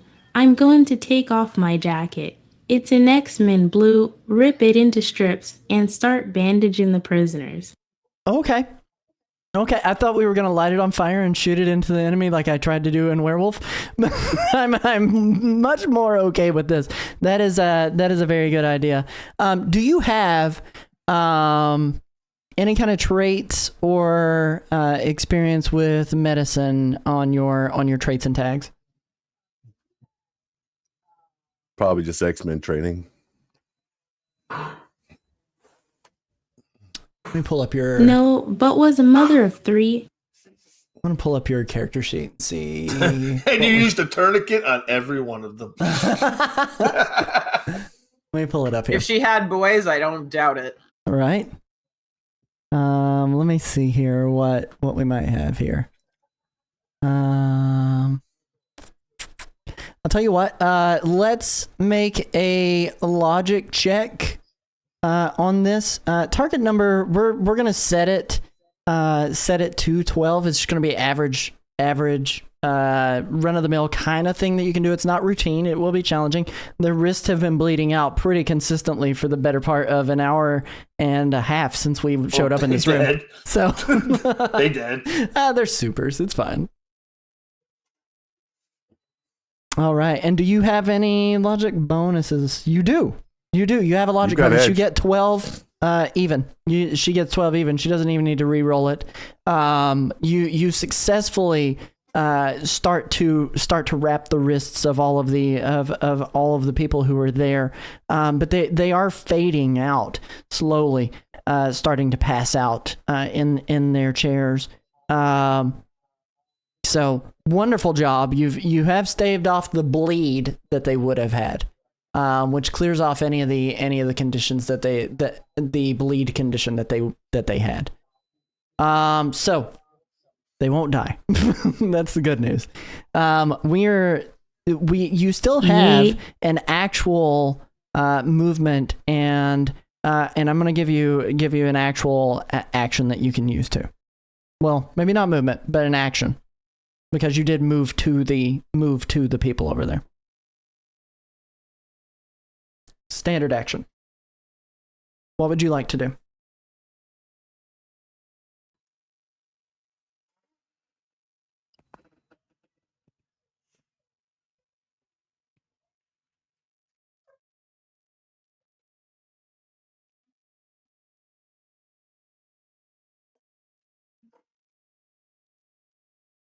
Fair. I'm going to do fire breath on the hurt hand dude.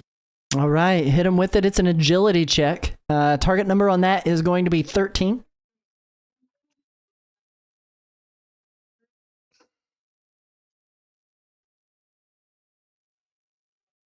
This is where I would use my edge that you were granted from by Voltgeist.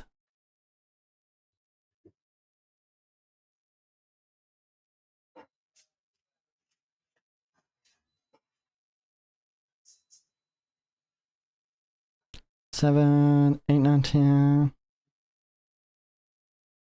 11, 12, 13. 13. You hit evenly. So as you breathe out your fire breath, it does 3 times 3 times 3 plus 3 is 9. Oh, you also have attack stance activated, so it's going to double your bonus there. So 3 times 3 plus 6. 3 times 3 plus 6 is 15. So it does 15 points of damage. I'm directly. on defense stance. You're on defense stance, not attack stance? Okay. So, all right. So he is on his last legs then, in that sense. Just to let everybody know a little bit of meta knowledge, he's got 3 health points left then. So the hand mystic, again, completely stunned, feels the burn of the flames. I poke him. Let's do it. We're gonna poke him. Wait a second. That's not 3. You rolled a 5 on that. No, wait. You rolled a 5 on the logic check. You rolled a 3 on the attack check. Okay, so it was 3. So 3, 4. He feels the burn on his body, and he begins to shake. But there's nothing that he can do to stop this, to stop these flames from engulfing him. And we are going to now go to Mr. Biscuits.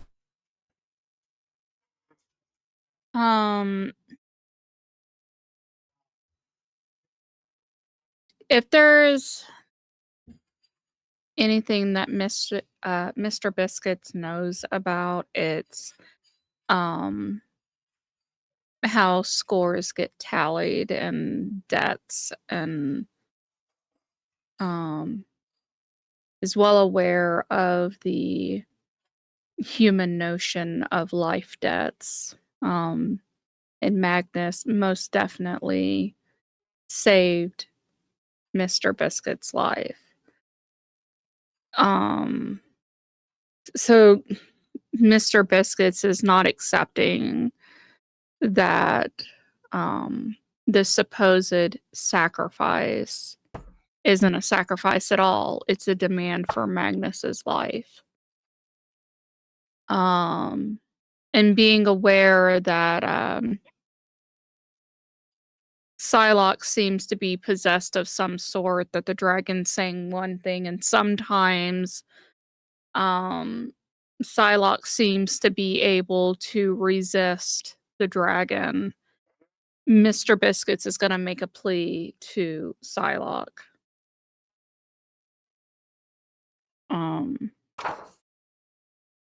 What do you say?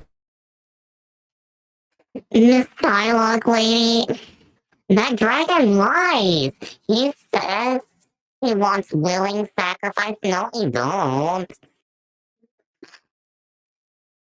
Help me. Give me the sword. Let me end this. No more death. No more suffering. Let me have it. Let me take it away. Mr. Dragon, no hurt nobody. No more. Your speech moves Psylocke. The dragon, not so much. The dragon begins roaring inside of Psylocke's mind, trying to drown out the words that you're saying. But, as you're saying them, you've granted Psylocke an edge to try to fight this dragon for one turn. In whatever she's going to attempt to do. Come on, Psylocke. Do what? I said, come on, Psylocke. All right. All right. What would you like to do, though, with your movement and with your standard action? She stabs more biscuits with a... I don't think Psylocke would do that. God, that'd be the worst. I mean, Psylocke, but Vessel Psylocke maybe, but not Psylocke. I want to help Psylocke break free. I want to take the sword away. I have the very distinct impression that this is not something that belongs in the world of men. It's very much the One Ring. It needs to be taken away. So you're going to attempt to grab it. And only one person should control the precious. Exactly. and that's Mr. Biscuits. So I'm imploring to Psylocke to let me take it. Let me do it. I've not been very successful in trying to take it from her against her will. I want her to give it to me. Can I use my reaction to assist Mr. Biscuits and give Psylocke edge fighting against the dragon? You guys can choose listen to to help the Psylocke. kitty, not the dragon. You guys can choose to help Psylocke, yes. To be fair, Mr. Biscuits can't wield a sword. All right. So, I only needed the single edge. I'm going to allow you to save that reaction there real quick, Spaghet. I only needed the single edge. She begins to attempt to fight the dragon, trying to drown out the words that are in her head. But she is going to have to make a melee test against herself to be able to do this. The melee in vessel form for her is a 17. The melee in non-vessel form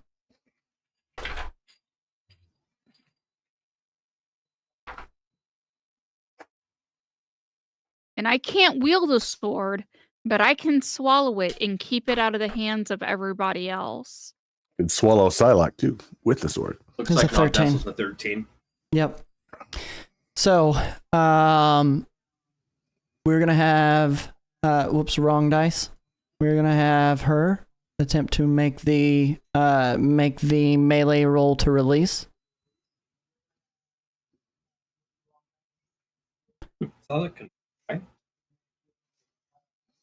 Come on, So- Psylocke. She's Drop a telecane. Drop it. She wants to drop it. She begins to release it. Loosening her grip. Can I help that along with a reaction? What Yeah, can I what tickle kind of her? reaction would you want to try? If she started to react it, I'll help by basically trying to bat it out of her hand. All right, let me go ahead and do that as a. I'll give it edge, but unfortunately, my lowest roll did not Come do on, anything. bestie.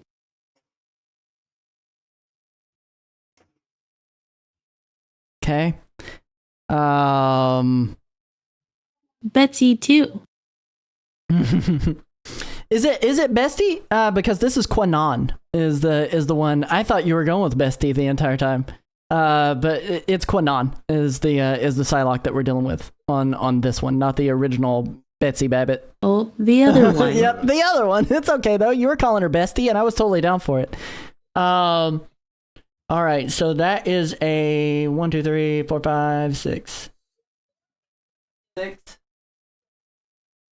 3. 14 plus 3 is 17, with an 11 plus 7 is an 18. As she goes to loosen her grip, she unfortunately cannot fully release this blade from her hand. Not even dealing with her own mentality.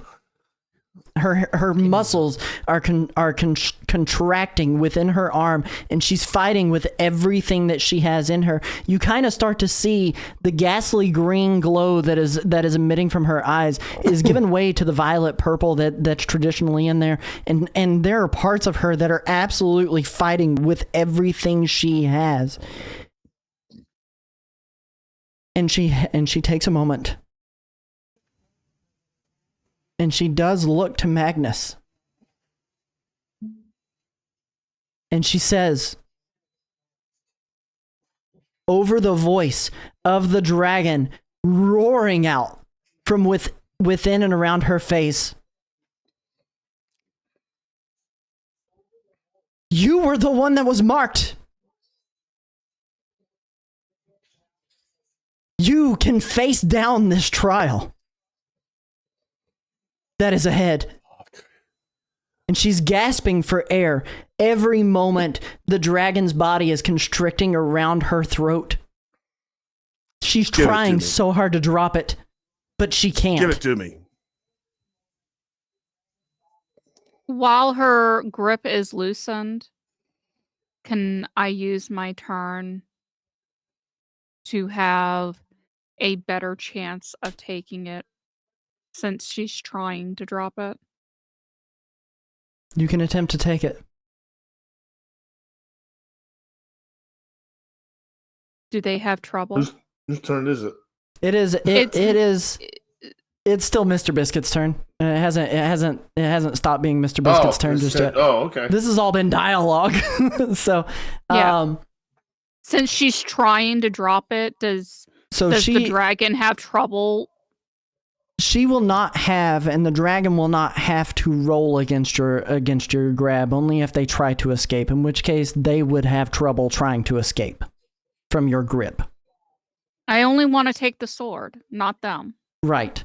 So escape can be used for trying to pull it back away from you as well. That is the only way that they would be able to roll, is if they choose to try to escape from your grab of the sword, to rend it free from your grip. Right, but that's why I was asking, like, would he have trouble? Yes. Trying to pull it back, since she's trying to drop it, would he have trouble? Yes. What's your melee bonus? 4? 4. And you've got karma. Yep, it's 1 point. It's 1 point too low. Okay, so re-roll my marble dice. You can spend a karma and gain edge on this roll and re-roll your marble dice, because it was your lowest, but also it's the one that will help determine some stuff too. How about a 4? You've got it grabbed. Now, she does use a reaction to attempt to put, and she doesn't. The dragon forces her body to try to make a reaction to pull it away from your grip. I need to re-roll that highest, which is the marvel die. All right, so it was a 1, 5, and 4 at that point. So 9, 10 plus 7 is 17. That would be enough to break free from you, correct? Against my melee, yeah, I've got a 14. Okay, so as you've attempted to grab it, she does her body forcibly, against her will, reactively pulls it up out of the reach of your tentacles that are extending from your mouth. She doesn't have control over herself. And it's becoming exceedingly clear that no one here does either. Save for you 6. You heroes. We go to Magnus.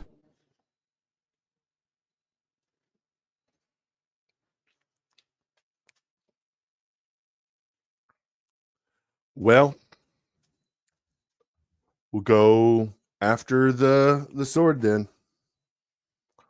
Boy, this is gonna end up badly. I am marked. Give me the sword. He goes and swipe it out of her hand. Give me a good speech. I'm the one that's marked. Give me the sword. I'm going to grant you an extra point of karma. Same goes for you, So- Tenderly. That speech was so moving to get Quanon to pay attention to you, Psylocke herself. Extra point of karma. And I will use a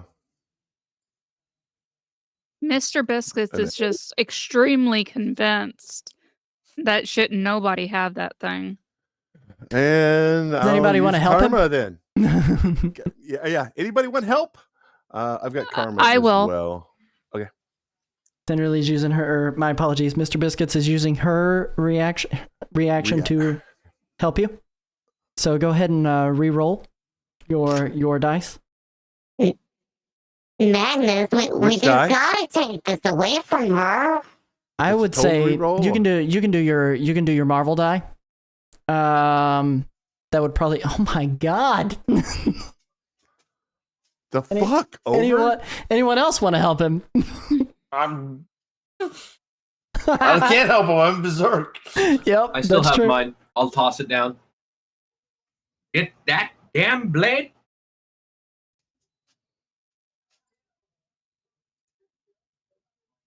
He doesn't get the blade. He doesn't I don't get get it. it. As you're gripping, you're both raising up into the sky of this. As you're trying to reach for the blade, the dragon is whipping her arm back and forth, bringing it around and out of your reach as you are gripping and grappling and trying to reach for it. And unfortunately, it is completely a futile effort right now. It is. So I'm staying with her and crowding her. All right.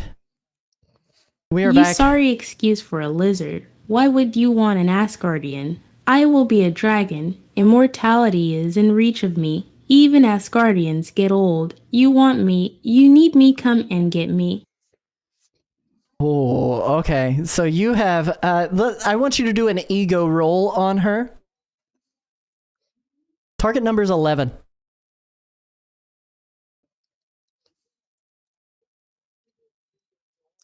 I love how it Yeah, says I have a minus ass 2. guardian. That's okay. Ass guardian.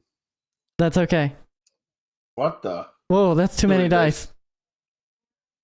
We'll take the 6, the 3, and the 5. You have edge because it's Whoops. been granted to you. I'll take the 6, the 3, the 5, and if you want to re-roll that 3, feel free.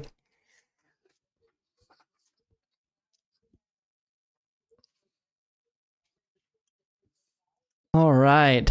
So it stays the same. So you got 11, 12, 13, 14 against my ego defense of 11. Minus 2. Minus 2? No. So 12 against my ego defense of 11. As Psylocke, we are back at the top of the turn order. She hears you say that, and she turns her full attention to you. And she instead of doing anything to Magnus, who the dragon has very clearly communicated wants it to take it, she dissolves out of the vision of Magnus. And in a poof of green smoke, reappears in front of you using blink as her movement. And she's standing there. Finally. Tears are streaming down her face. She doesn't want this to happen. What may happen. And she doesn't have the will to fight it. I'm going to re-roll one of those because of Mr. Biscuit's speech. Assist. And I'm going to re-roll one of those because we've got Dragoness using help. Oh my god, I'm in a sea of twos again! This is what's happening. It seems to only happen to Psylocke. It doesn't seem to happen to My the Beast. curse. Oh man. So as she is appearing right in front of you, she is going to use telekinetic attack. She says, your words are meaningless. This is a logic roll against your melee defense. I got a 10 plus 5, a 15. What's your melee defense? 14. Oh my gosh, okay, so it does hit. It does hit. And do you have damage reduction? I do not. You guys have a team maneuver. We have to declare at the beginning of the turn. No, it's a reaction. team. You It's can a do it as a reaction. reaction. Your team maneuver as a reaction. Let's go team, says Dragoness. And as that chant of "Let's go team" comes out and it rings out from all of you, suddenly Dragoness gets a damage reduction of 2 to her. The rest of you guys from here on during this turn will have damage reduction of 2. Mr. Biscuits will have DR2. Voltgeist will have DR2. You have DR1, correct? Normally, Spaghet, you will be going up to DR2. You have DR2? Okay, cool. The rest of you guys will maintain as normal. So this is going to be a 6 times 3 is 18 plus 7, 19, 20, 21, 22, 23, 24, 25 points of damage as she teleports in front of you, and she takes her blade and she jams it directly into your in between one of your dragon scales that are underneath your chest plate. And What is defensive stance? Oh, that gives her trouble on melee. Is it melee? Can't see. I don't remember. I just know Close attacks have Right. trouble until successfully attacked. So, hold on one moment. I need to re-roll one of those, and I have to re-roll my highest. Never mind. All right, it's a 6 again. And she puts both blades underneath your chest and pulls it back out. And as she pulls back out, just blood of whatever color a dragoness's blood would be splurts out across the spectral chest plate that is the dragon across Psylocke's body. Real quick, Mhm. I have the reaction move hit the dirt. And when I see Psylocke gearing up to make this move, and I yell out in a Dragoness's earpiece, fall back, like literally fall on your ass to dodge this. Let me That'd be pull up enough. what that specifically does. I would say yes. Immediately. Hit the dirt is what it is. Enemy makes hit the attack dirt. on ally within earshot. Allies can fall prone if they wish. Attack fails. Yes. Fantastic. All right, Dragoness, hit the dirt. So we rewind that, drop it back. Sakura I got go the booty prone. go clap or whatever it is. Got the beat to make that booty go clap. And she drops down to the dirt. The blades kind of going and you hear them like ricochet off each other, kind of metal against metal, sparks flying off of the Ghost Blade of Yuri and the regular katana that Psylocke iconically always had. And that would end her specific move.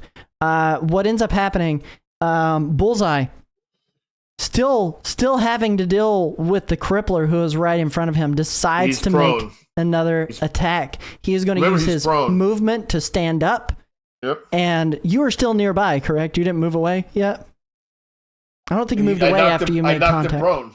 Yeah. I knocked him prone. I didn't. You hit him, knocked him prone, and stayed Yep. there. So there was Yep. no extra movement that you could do. So what ends up happening is he'll use his movement to stand up, and he is going to attempt to make another quick punch against you. Melee versus melee.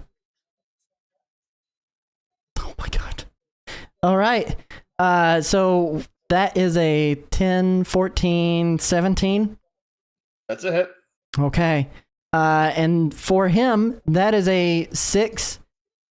You have DR, so it doesn't matter. DR2, yep. It's 6 times 1 would be 6 plus 3 is 9 times 2 is going to be 18 more points of damage done to the Crippler. Okay, 18 you said? Yep.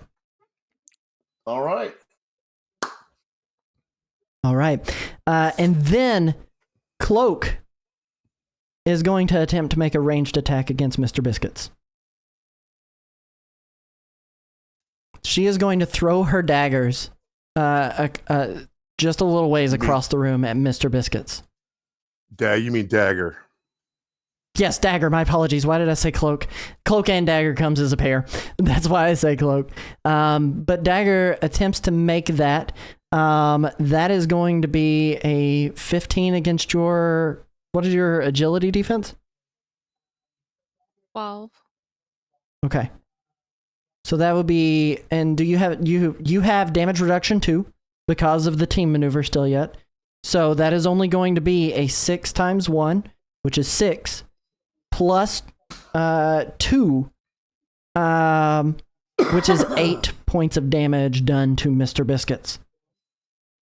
It kind of smarts. All right. And then we move into Spaghet. What are we going to do, my friend?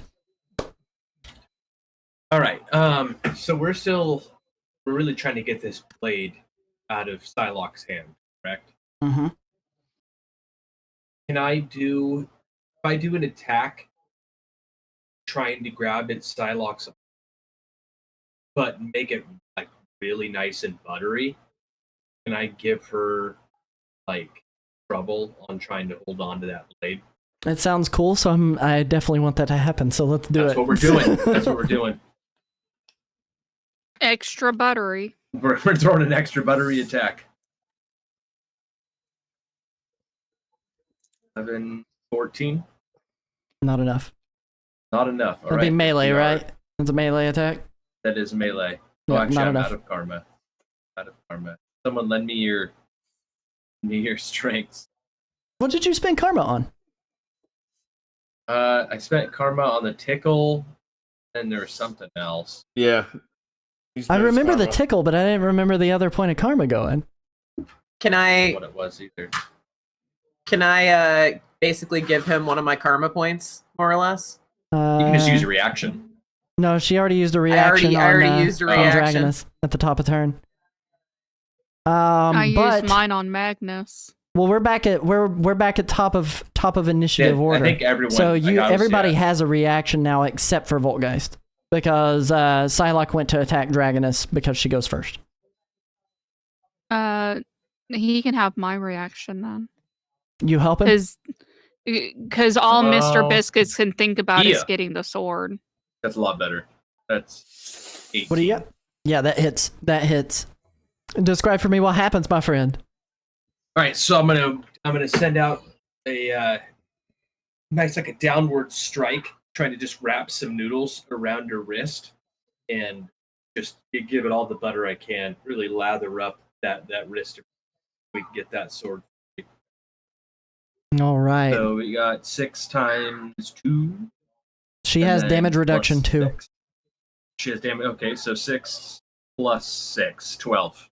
12 points of damage? Yeah. All right. And she's extra buttered up now. Now, she is going to use a reaction that's known as Brace for Impact. And she's going to spend points to reduce the damage done. For every point of focus spent, the character can ignore 1 point of health damage dealt by the attack. So she is going to spend the 12 points. Was it 12? 12 focus points to keep from taking any damage. But she will be all buttered up, buttery smooth. So, all right. Let's go ahead and do Voltgeist. What do you got? I have screaming internet demons. That's okay. I understand. If you want to hold your turn until the demon is done screaming, we can have you do that. We can have you hold your turn. I actually am going to hold my turn anyway because I'm question. Uh-huh. How does spending a karma to recover focus? So you'll roll all 3 of your die, and then you will multiply that by your rank, and that will give you your focus recovery. All right, well, I'm going to go ahead and take care of that real quick, and then, I'm going to hold my turn. Okay, on a fantastic success, double it. All right. Then we will move into... Oh my god, she got a fantastic success, so she gets to double her recovery on that. So that is 3, 9, times 2 is 18, so she gets 18 points back to her. We are now going to be moving into the Crippler. Crippler, what are you doing, my good sir? I am going to, now that Bullseye has gotten back up, and I see everyone else is lunging for the sword. Do you need to do your Berserker check still yet to see if you can come out of it? I'm still in I'm in Berserker. It's not going to change. I have to keep backing Bullseye. So I'm just going to keep pounding on his joints. All right, let's see it happen.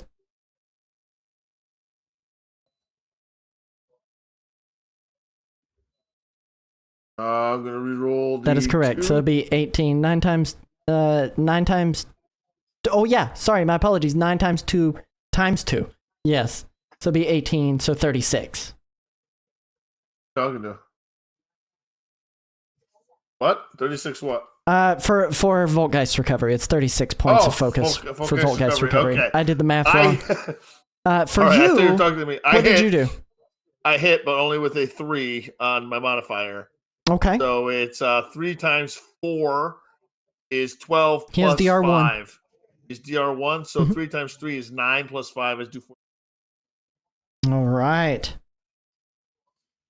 He takes the hit, and he takes it like a champ. And as you make contact with his... What did you hit him? Where did you hit him? And just in the joints and the elbows and up in the ball joints of the arms. Oh, okay. So as he takes that, he kind of rotates his rotator cuff just a little bit, and you hear several pops, and he opens his mouth, and it almost looks like his face is trying to smile, but it's not. And in his mouth, blood starts just pouring from his mouth, dripping down his chin and dripping onto the floor below him. All right, and we are now going into Dragoness's turn, who is standing right in front of Psylocke, who is prone. Not Psylocke, but Dragoness is prone. So if you plan to move, you do need to stand up. Otherwise, you will suffer trouble on your agility and melee attacks, and that will consume your movement for that turn.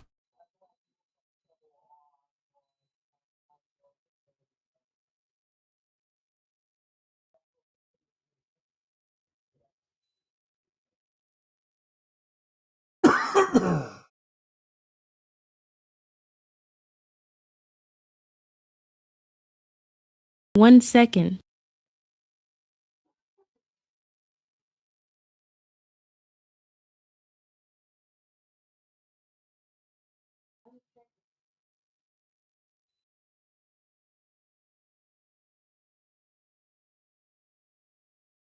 Take your time.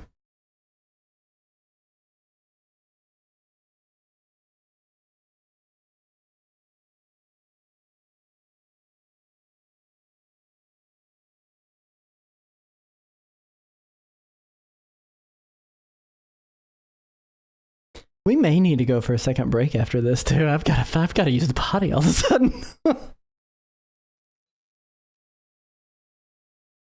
don't know how everybody else is feeling. Oh, I'm fine. I could do another leg stretch. We're gonna let Dragoness get her action together real quick, and then we'll reconvene. I do need to make a quick bathroom break, so we'll be right back in just a moment. Was looking for a name. Oh well. No, take your time. Look for the name, and then we'll run that as soon as we get back. See you guys in a moment.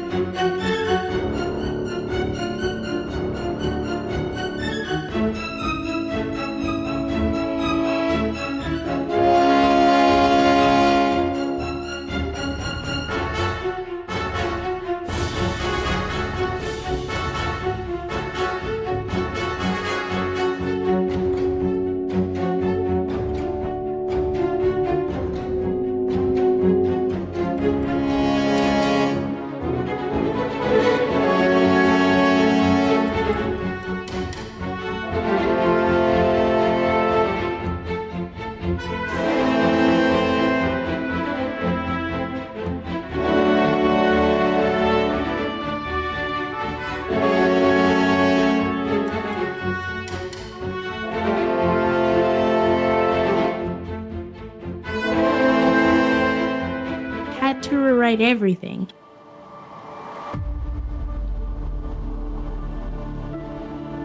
All right, we are back, and we are at the turn with Dragoness. So far, the body count stands at 1 hand mystic is done, 1 Electra is down, 1 bullseye is locked in a death battle with the Crippler again, still yet trying to just fight his way out of another fight, and it seems like a losing battle for bullseye. And we have Dragoness going on her turn. Locked with Psylocke, the vessel of the beast. Dragoness, what are you doing?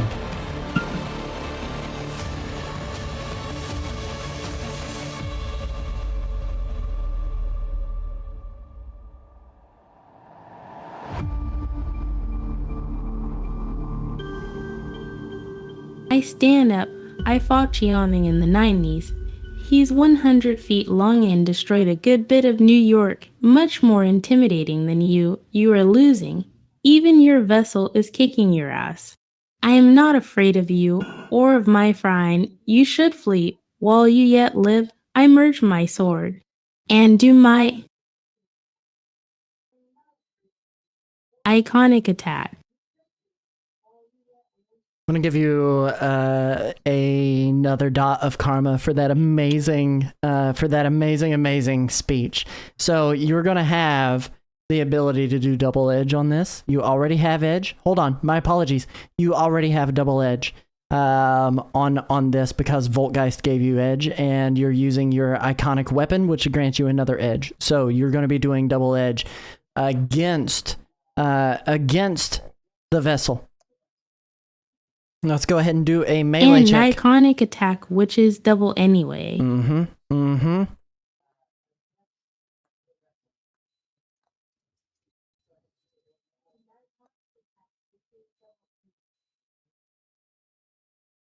Hit me with a melee check.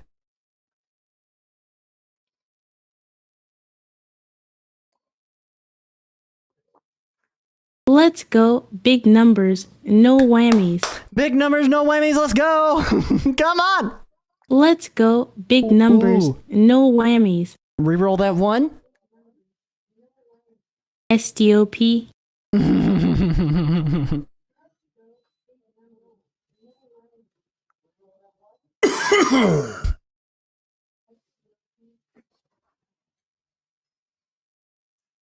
All right, so you do connect. You have another edge that you can roll. Do you want to re-roll that 6 to try to get a Marvel die? Let's try. Okay, so it stays at the 6, which is still very good. It's just not going to be double damage. It is a really solid success though, with your bonus. As you've merged your sword, and you go to slice down on the vessel. Your damage is, because she has DR2, your damage is still going to be 6 times 2.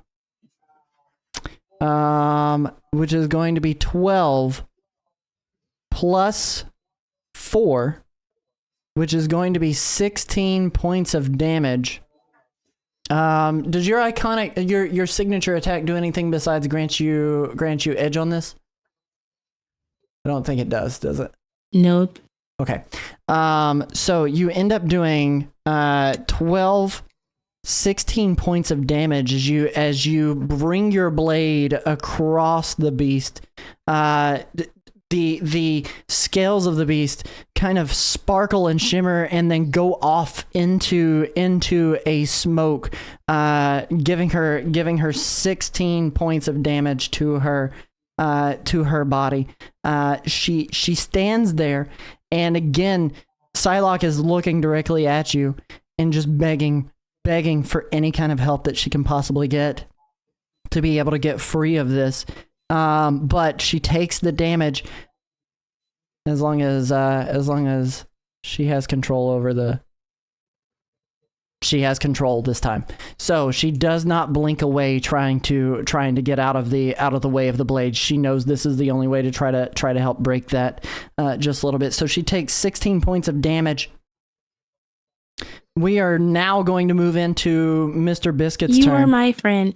I need you to let go.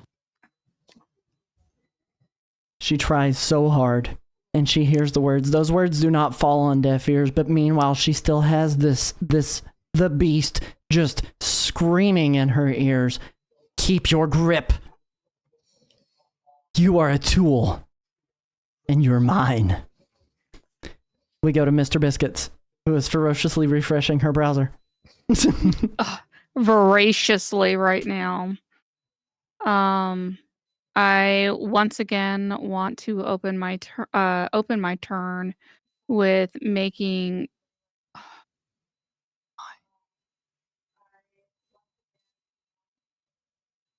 I want to open my turn with another plea to Psylocke. Psylocke lady, you know nobody needs this thing. It's going to kill everybody. Let me have it. She's all buttered up. Don't worry. Scalpers will have it on eBay for $2,000 tomorrow. She's all buttered up, both figuratively and literally. Can she drop it? We can see if she can make an attempt. Ooh, that is a good roll.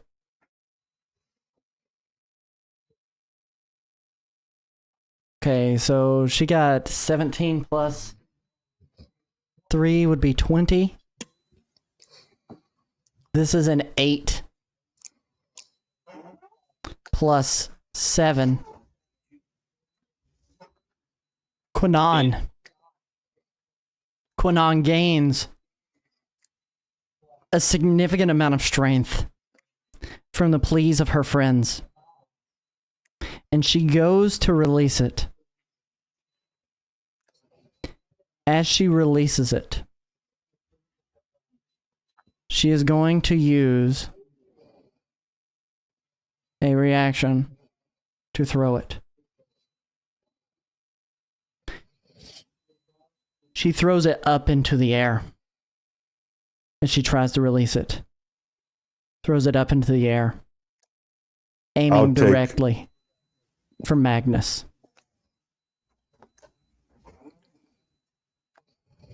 The beast, not wanting to fully let it go, still throws it with a 12 on agility toward Magnus. Magnus, nitrogen monoxide. It said no in all caps. Well, all right. So it goes directly toward Magnus. I'm gonna come across Mr. Biscuits Flirkin intercom. I'm broadcasting on a wavelength that only Mr. Biscuits can hear, but I'm gonna suggest to Mr. Biscuits that that she interpose and snatch that sword out of the air before Magnus can grab it if she can. That's what I'm trying to do, is trying to get to it as fast as possible. I was going to interpose as well, so. So as it's soaring towards you, it's an attack, an agility attack. So she has thrown this at you. Is a 12 enough to count to hit? Not even close. That's why I want on to agility. Try and whoop. And I do. I have an agility. You have an agility of 12, right? Agility defense of 12. Oh, agility defense. Yep. Oh, yeah, 12. Never mind. And I do want to snatch it. It is going to make contact with Magnus. Still yet. It is going to make contact with Magnus. As it's going through the air, you can try to interpose and take the blade to yourself. You will take the damage of it. Do you want to do that? Can I not shoot my tentacles out in front to grab it? So that's not a reaction. An interpose is you interpose for the attack and you take the shot, like Magnus did for you when she lowered the blade trying to attack you. Can I interpose? Can I interpose on her interpose? It's a skulk. Technically, it's a ranged attack, so it has to be a skulk. Yep. He could skulk behind somebody. You guys could choose to try to interpose it if you would like. I'll go ahead and have somebody interpose it. Can I not from the side? We're forming shoot a my line. tentacles out to grab it. Unfortunately, not a reaction to be able to do that. Specifically, the skulk is to take the damage. Yep. Something. Conga line to the blade of Yuri. Everybody wants to get damaged. So Mr. Biscuits attempts to interpose, and as Mr. Biscuits attempts to interpose, Dragoness interposes for Mr. Biscuits, and then Magnus is choosing to interpose in front of Dragoness to become the original target again. Okay. Yeah, we're literally. You see Mr. Biscuits leap up into the air and trying to sacrifice herself in a valiant way to try to make up for the fact that she's watched Magnus defend her for an entire day now. Her loyalty has been bought. Wait. Do what? Yeah, I don't think it was Tenderly's turn, and she actually didn't do any action. She just did the speech. So she technically held her action. So if she wants to try to tentacle sword attack, she actually can. That is true. Could do that. I just implored her to drop it so I could take it. Right. That is true. She hasn't used an actual action yet. I know, but a speech is technically an action too. So here's what we'll do. Here's what we'll do. What I want you to do is I want you to make an agility check on this to see if you can grab it. Your target number is going to be 13. Marvel die. And my agility is another 2. Yep. So you end up getting a 14 on that. You snatch the blade. Dude, I swallow that thing so fast. Snatch the blade out of the air, and it goes inside you. Ain't nobody ever gonna see that thing again. Well done. Good job, Mr. Biscuits. Doesn't you have to spit it out unless you run it when you run out of focus? Yep. No, that's only people. This is an important item. This has a living beast attached to it still yet. This is the vessel that we're talking about. So this is going to be slightly different. I thought I was just swallowing the sword. You are, but the sword is tied to... The sword has an entity. The beast. Oh, somebody better go stab, Psylocke then, I guess. Oh my god! No, as you interrupt the blade careening straight for Magnus, and you've pulled it inside of you, you begin to feel a significant change in your psyche. Inside of your head, it is screaming, only the willing soul may sever the bond. Only those of value. Stab her and be cursed and honorless for the rest of your days. Sacrifice yourself. Sacrifice yourself. Sacrifice yourself. And it continues to echo louder and louder and louder, taking over your psyche.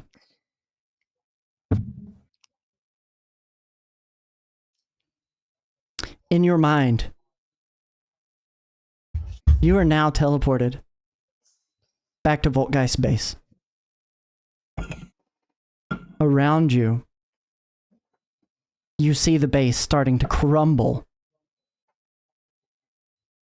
All of those that you've cared about are inside of this base.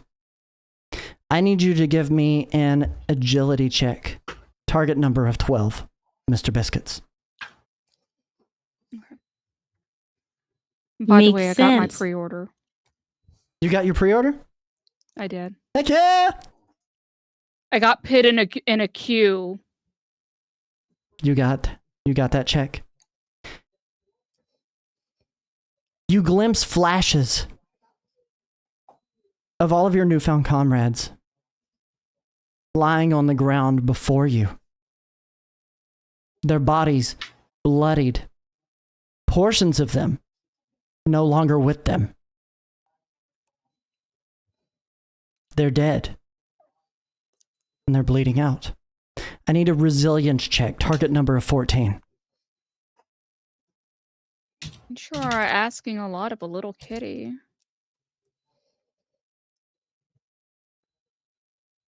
Nine, 10, resilience plus 2, 12.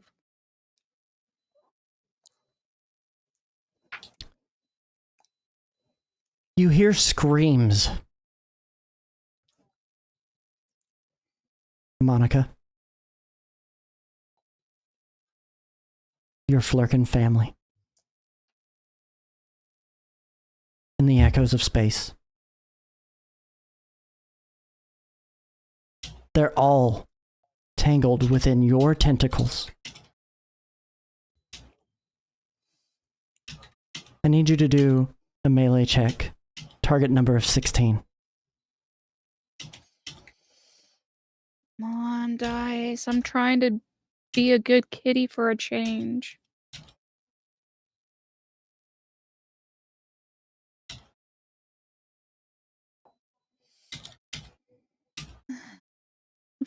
$14.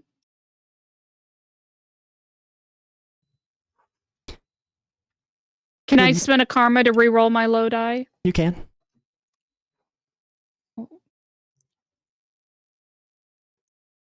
Okay. I'm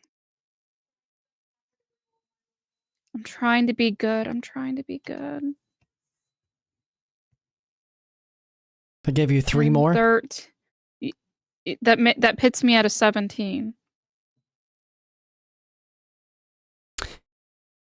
You see Psylocke drop to the ground. The dragon leaves her body and wraps itself around Mr. Biscuits. It is screaming, squelching, blood and spectral ash coming off of it. Its head coming to rest on Mr. Biscuits' head, as if it is like a helmet. But the dragon is squealing in pain.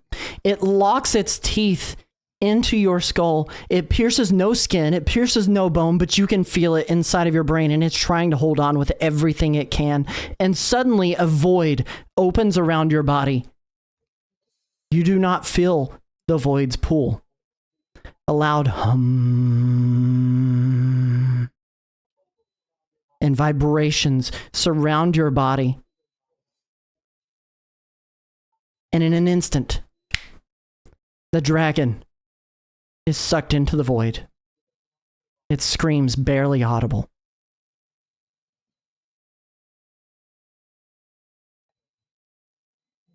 The battle is over. The chanting has stopped. The blood has cooled. Where once floated a vessel, there now lies a woman, Psylocke. Her breathing shallow, but her eyes no longer glowing. The dragon has vanished. The beast's voice has been silenced. You look around you, and you feel the blade within you shatter inside. If anyone were to be able to look inside, they would see the blade. It's black and silver, shards, smoking faintly, hissing like dying embers. Mr. Biscuits, exhausted, stands at the temple's center. Whatever choice Mr. Biscuits made, it was hers. Around the room, the once possessed heroes stir. Elsa Bloodstone gasps. Cloak fades into shadow and reappears beside Dagger, Sleepwalker trembles but nods in recognition. White Tiger's eyes flutter open. Arcade Bullseye, Elektra, and Demolition Man slump into the floor. They are unconscious, but they're still there. They're alive. They're free. If you look around, you see the Biscuits. I go check on Psylocke. The mystics have dissolved into thin air. Their incantations echoing into nothingness. Silence settles like snowfall. Yes, Crippler. I have not stopped pounding on Bullseye until he stops. He's unconscious. He's unconscious. He's dropped. He's unconscious. He's slumped in the floor. Stop beating on him, Crippler. Berserk. I gotta go to the next guy. Oh no. The mystics have dissolved into thin air, their incantations echoing into nothingness. Silence settles like snowfall. Crippler? Your fists are still clenched. You're standing above the body of Bullseye. The smoke from your blunt swirling upwards and vanishing into the cold air. There's a slight tremble in your spider sense, but for the first time in years, you don't hate the quiet. Spaghet. Would you have crouched near one of the released heroes?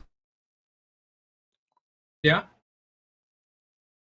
And you adjust their straps, you check their pulses. You do what you can. You can't smile yet. But as you stand, your noodle arms coil and settle like a rope, and a flash of Shang-Chi enters your mind. Not a vision, just something you've thought about. He would be proud. Dragoness. You're checking on Psylocke. The blood still drying on your blade's edge. Your wings are low. You're tired but not broken. And your golden eyes scan Psylocke. You can look up and you can see the rest of the people that have been released. None of them scream or recoil from you. Your fire's not out, but it doesn't burn you anymore. And Magnus. Kind of doing the hover thing, swinging. We'll just kind of release that and drop to the floor, look around at everybody and say, "So, shawarma?"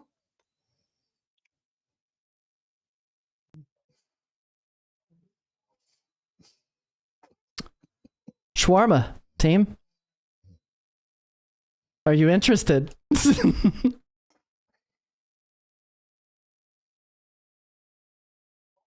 I've been waiting for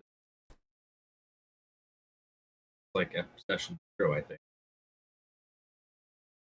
Later, we have to get these people help. Voltgeist, you get a call. Oh, is it Maria Hill finally calling me back?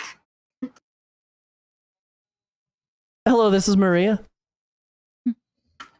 So, just so you know, I found the name of the field agent that's been running the ops behind this mission, and I already posted his browser history to X. So, you might want to send somebody else on this. He's going to be dealing with some personal matters for the next few. Oh my God, what is wrong with you? Why do we keep you employed? She says in an exasperated voice. Anyway, found out Bullseye escaped the raft, and unfortunately, there's not a whole lot that I don't know how he got out. It doesn't make a whole lot of sense. But do you guys? I'm assuming you happen to know his whereabouts, right? Can you hear my eyes rolling right now? Is it audible? Understood. I'm just wondering. Can you ping us with the location? We'll get Shield in there to clean this up real quick. Here 90. Hit me with it, Zeb. I think the storyteller forgot that Bullseye was in Shield's custody. Oh no, he knew. He knew. He knew. You guys have the ability to leave this scene. Shield is on their way. Everybody is. We'll hand it off to Shield, and we'll take all the heroes. And I'm gonna break everyone's affiliated ankles. Shawarma. Mr. Biscuits is feeling quite exhausted. She's had a really I love rough last shawarma. couple of days. Mhm. But Mr. she Biscuits. manages Treats. she manages to slowly lumber her way over to Magnus, and she says, Golly, Mr. Magnus. I just don't even know what that thing wanted with you, but oh my goodness, whatever it was, it couldn't have been anything good. Well, But I certainly saved your life like you saved mine. oh, of course you did. Of course. As you guys make your way to the shawarma place, closest one that you guys can find, you've ascended the stairs. You've walked out. It's a couple blocks over. It's a nice little joint known as Shawarmageddon for when you serve epic proportions. You arrive there.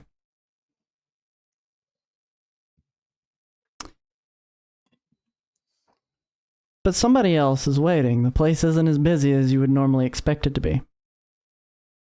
And as you walk in, the ding-ding of the shawarma bell, of the shawarma door entry bell, goes off. It's a man. Long trench coat. Beanie on his head. You see the wrap of an eye patch Turn around and walk out the door. going around his face.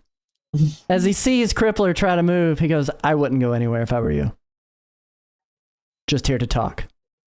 I give him a wave. He throws down a newspaper on the table. My apologies, not a newspaper. An iPad on the table. On it spins the logo for the Daily Bugle. He taps an article. Screen zooms in. Headline.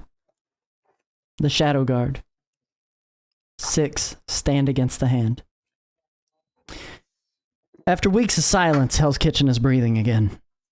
I thought we agreed that our name was Mr. Biscuits Angels. Oh, I had not agreed to that. A coalition of lost heroes and unlikely protectors stormed the underground strongholds of the Hand, facing ancient forces, black magic, and the growing corruption that threaten the soul of our city. The team once blamed for the rooftop violence are now being hailed as saviors. Local PD responded to a distress call filed near Pier 90. After arriving on the scene, they discovered an entry to the Hand base, and in it, every hero and henchman that had been kidnapped over the past few weeks in rough but survivable condition. One of the officers, Jefferson Davis, goes on record to say this. The Shadow Guard have proven that even in the darkest alleys, light can fight back. Signed, We are the Impossibles. Ben Urich. Mr. Crippler, Shadow Guard, that's okay, don't you think? Sounds like some kind of internet guild name some nerds would. Especially one in green glasses. Nick Fury But I interrupts would- and he says, we can work on the branding later. I just want it noted that Mr. Biscuits came in clutch today, focusing on saving everybody. Willing to take and lay herself down for the good of everybody. Y'all didn't see that one coming. Fury takes notice of Mr. Biscuits. And Oh, he's look, like, a cat! He's like, man, aren't you cute? Looking just like my old friend Goose. Flirkin'? Leans down, gives you a pet. But as he gives you a pet, he has in his hand Goose, A pendant. formerly Chewy. a pendant that has the shield logo on it. It's made of a shiny silver. Hmm. Wouldn't mind wearing this now, would you? And he snaps it onto your collar. Ooh, that's mighty sparkly. Fury steps away from Mr. Biscuits and he says, now, before you say none of that happened quite that way, I know that. S.H.I.E.L.D. has some pull here still. But the important piece here is public opinion's turned. And for once, I agree with it. You've earned the city's respect. The question is, what are you going to do with it? And with that, he heads to the door. He looks towards one of Voltgeist's drones and says, we'll be in touch. Goes Thanks out the for door. stopping by, Director Fury. Heroes, where do you go from here? Who is the one-eyed man? Not my new. That would be my boss. Nick Fury. He seemed friendly.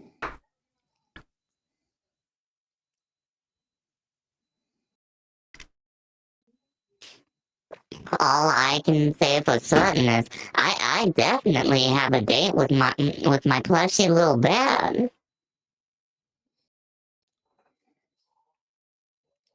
You get your shawarma. What does everybody order? Let's hear it. What are you ordering in the shawarma place? I don't know. Something very big and meaty. Yeah, given the name of that place, I'm going to get the special for sure. Shawarmageddon special's got to be exactly what I need after a battle. Oh, absolutely. Shawarmageddon special Just for a sure. traditional. Traditional shawarma? You notice that once they ring up all your shawarma, the credit card machine just suddenly says payment accepted. Paying cash after that happens. Count out some money for the poor shawarma No, people. they actually got paid, I promise you. Yeah, Bezos paid for it. What ends up coming out for the special today is known as the in-game wrap, because every hero deserves a victory shawarma. You got slow roasted beef and lamb kissed with garlic, spiced tahini drizzle, and pickled vengeance. Crunchy red cabbage for that multiverse crunch, and wrapped in a warm pita forged in flavor. Comes with a side of infinity fries and your choice of tzatziki or destiny sauce. What you want? That's the only thing to order right there. That is very good. All right. Listen, we take our leave from Hell's Kitchen tonight. The city skyline decorates the horizon. The streetlights flicker. The city is quiet. On a corner of a rooftop, a silhouette stands alone, capeless, backlit by neon. A cat perches on a fire escape below. You notice a winged shape gliding through the sky across the moon. A faint crackle of static buzz from a hidden drone camera. A shadow slinks down an alleyway, smoke billowing around his head. And bounding from building to building, another shadow swings from long noodle-like arms. Hell's Kitchen sleeps. But the Shadow Guard never will. The end. Until next time. Well done, NerdWire. Well done, team. I was wondering what was going to end up happening. That was awesome. Well done, everyone. Nice spread of tosses at the end. Heck yes. I am so happy that for once we had a boss that actually threatened you guys instead of going down in 3 hits. So that's the big thing. Did we actually do any damage to the boss? 16 points of damage. Still never that she hurt. chose to take. She chose to take because it was Psylocke, and she chose to stand there and take the damage. Because unfortunately, the way that I played Psylocke and the Beast was very similar to the Symbiote and the Symbiote books, where there's an internal mental argument going on between them on what one or the other wanted to do. And if Psylocke failed, they were going to do what the Beast wanted to do regardless. So it ended up making that fight a little bit harder for her to actually do any damage, but she was able to dodge quite a bit. You guys did well. Just to put it into perspective, she was a rank 5. So if that gives you any idea, she also had a power and a trait that gave her 3 reactions. So she could get away from pretty much everything that you guys threw at her. Nice. And it was a good battle. I was trying to get Psylocke to do something, but man, going up against the defense scores of the beast was so hard. And I'm out there playing with you guys just internally as Psylocke. It was really fun to be able to play with you guys in that way. But that being said, what I liked was just how much you guys actually really put in teamwork tonight with this. It wasn't just like, I'm going to go do my own thing and they're going to go do their own thing. It was teamwork from you all. You guys did freaking phenomenal. And I was wondering how it was going to go. The overall goal was obviously not to kill the beast or kill Psylocke. You guys picked up on that pretty quickly, really early on, mind you. I was wondering if it was going to be that fast, and I'm super proud. My favorite role play tonight was definitely Mr. Biscuits. Making those pleads, having that character paradigm shift that makes her actually kind of care about this person who's like put his life on the line for her multiple times, and to go to bat for him, even though you guys have been together for 24 hours max at this point. You know, like, you don't really know each other, but you know that he's been valiant and he's tried to save you multiple times. And you made these really good speeches and pleas and asked really great questions, Tindy. You did phenomenal. And then having that heroic moment to finally take it. And I'm going to be honest, I did not change any of the tests other than their descriptions that I had you do at the end to see if you could maintain that and not give in to becoming a new vessel. Because that was the other thing, is if you'd failed those, you would have become the new vessel of the beast, and they would have had to deal with you, and you and I would have been arguing about what you do. So, like, it would have been scary. And that's partly why I asked, earlier in the week, how does everybody feel about mind control? Are you afraid of that? But I actually custom tailored those. The beast would have to be renamed the Adorable. Yes. I actually structured those challenge roles to retired 11 Bravo's Magnus's stats, because I knew he would have the power to take it. When Dragoness volunteered, that's why she turned so quickly to go after Dragoness, because Dragoness is pretty similar. Mr. Biscuits, And I was like, I really don't want them to have to kill poor little Mr. Biscuits as the vessel, the cute, adorable vessel of the beast. But it was so good. As for what I didn't like, there's not really a whole lot I didn't like. I had a really good time playing with you guys and telling this story and having you guys interact with it. Your feedback is always, of course, of the utmost importance to me and making sure I'm running a good game. But we're gonna go counterclockwise, and we're gonna start with Spaghet. How did you feel about tonight? What was your favorite role play, and what would you want to change? Good stuff. Gosh, I don't know what my favorite play would have been tonight. There was a lot of really good stuff going on.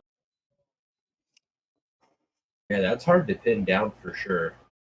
I did definitely like the speeches that Dragoness and everyone, I guess, but Mr. Biscuits and Dragoness were definitely giving good speeches, trying to snap her out of the control, and I liked that. I also liked the nice long speech we got from the bad guys. The bad guy monologue was good stuff, especially going into this final. We haven't really had a lot of speech about what their plans were and stuff, so it was nice to have them trying to get that whole bad guy, here's my plan, ha ha ha thing, and then shut them down. That was fantastic. And gosh, I don't know. I don't know if there's anything I really can say I didn't like. I'll take that as a massive success. Yeah. Yeah. I really can't think of anything. We feels like, yeah, as a group of doing this a lot, we really got to kind of starting to get fine-tuned about it. Everything flowed well. Yeah. We've lost him. Right there at the very end. Oh, I think I've lost everybody. No, shouldn't have. No. Did I lose everybody? No. Should be good. No. We No. all seem fine. I'm here. I'm here. I feel like I'm here. We're back. We're back. We're back. I don't know if I DC'd there for a moment or not. I hear everybody now, though. Maybe just you. Okay. Yeah, I think everybody still heard everybody else. Yeah, everybody was still good. Heck yes. So, Okay. yeah. Good stuff. I'll pass it on to old Dragoness. Thank you. Dragoness, hit me with it.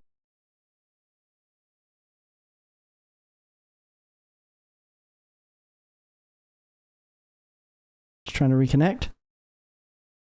0, 4,000. Are we up? Oh no, you Are got we the back? funny face hands now. Okay. Are we back? Yeah, you're fine. And it didn't even change the time. Back. Oh, okay, we're back. Whew. Huge delay though. Yeah, I got a little bit worried. That is so weird. All right, Saki, let me know what you think. If you can still hear me, I'm very excited to hear your thoughts. I've lost a lot of people here. What is going on here? All right. Oh, I'm still here. I hear you. F's in the chat. Yeah. No, they don't. Oh, Saki's back. Wildwood's back. Retired 11 Bravo is back. Are we There we back? go. We're Looks back. like we're back. Okay, good. What Golly. I didn't like is that I deleted long posts twice. Annoying. Oh no. Oh no. That suck. Our internet went out for a second, apparently. Haha, that's on me. No, that's not on you. It's fine. It's fine. We're getting there. We're so back.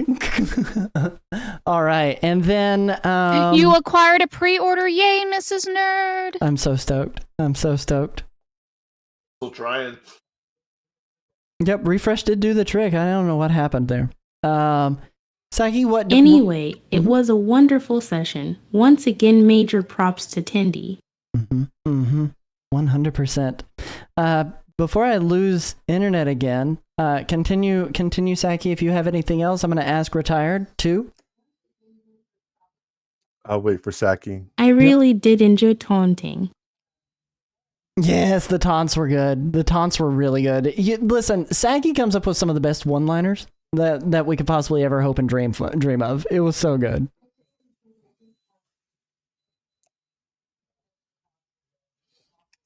Yeah, really great job. All right, Retired. Likes, didn't I'm a like. silly person. Oh, never mind. Also, I thought it was I one. like she's. Go on, Retired. Yes. No, it's good. As a player, I had no idea what we were supposed to do, but as a character, he's like, cool. You know, everything's great. Great lines, and trying to do the team thing, and yeah, it was all very good. So no complaints. It was so good. It was so good. It was so good seeing you guys just kind of go with it too. Thank you, Magnus. Thank you, Mr. Biscuits.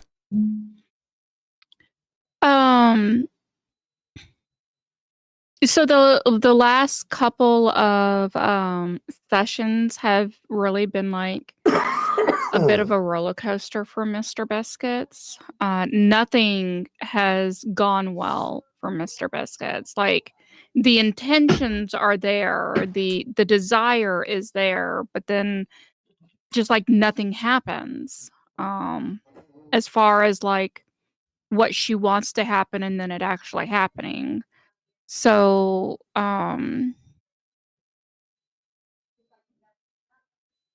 so tonight, she's just like, typical kind of agent of chaos being like, "Hey, I'll go look down the dark alley," I mean, I feel right at home in those places, and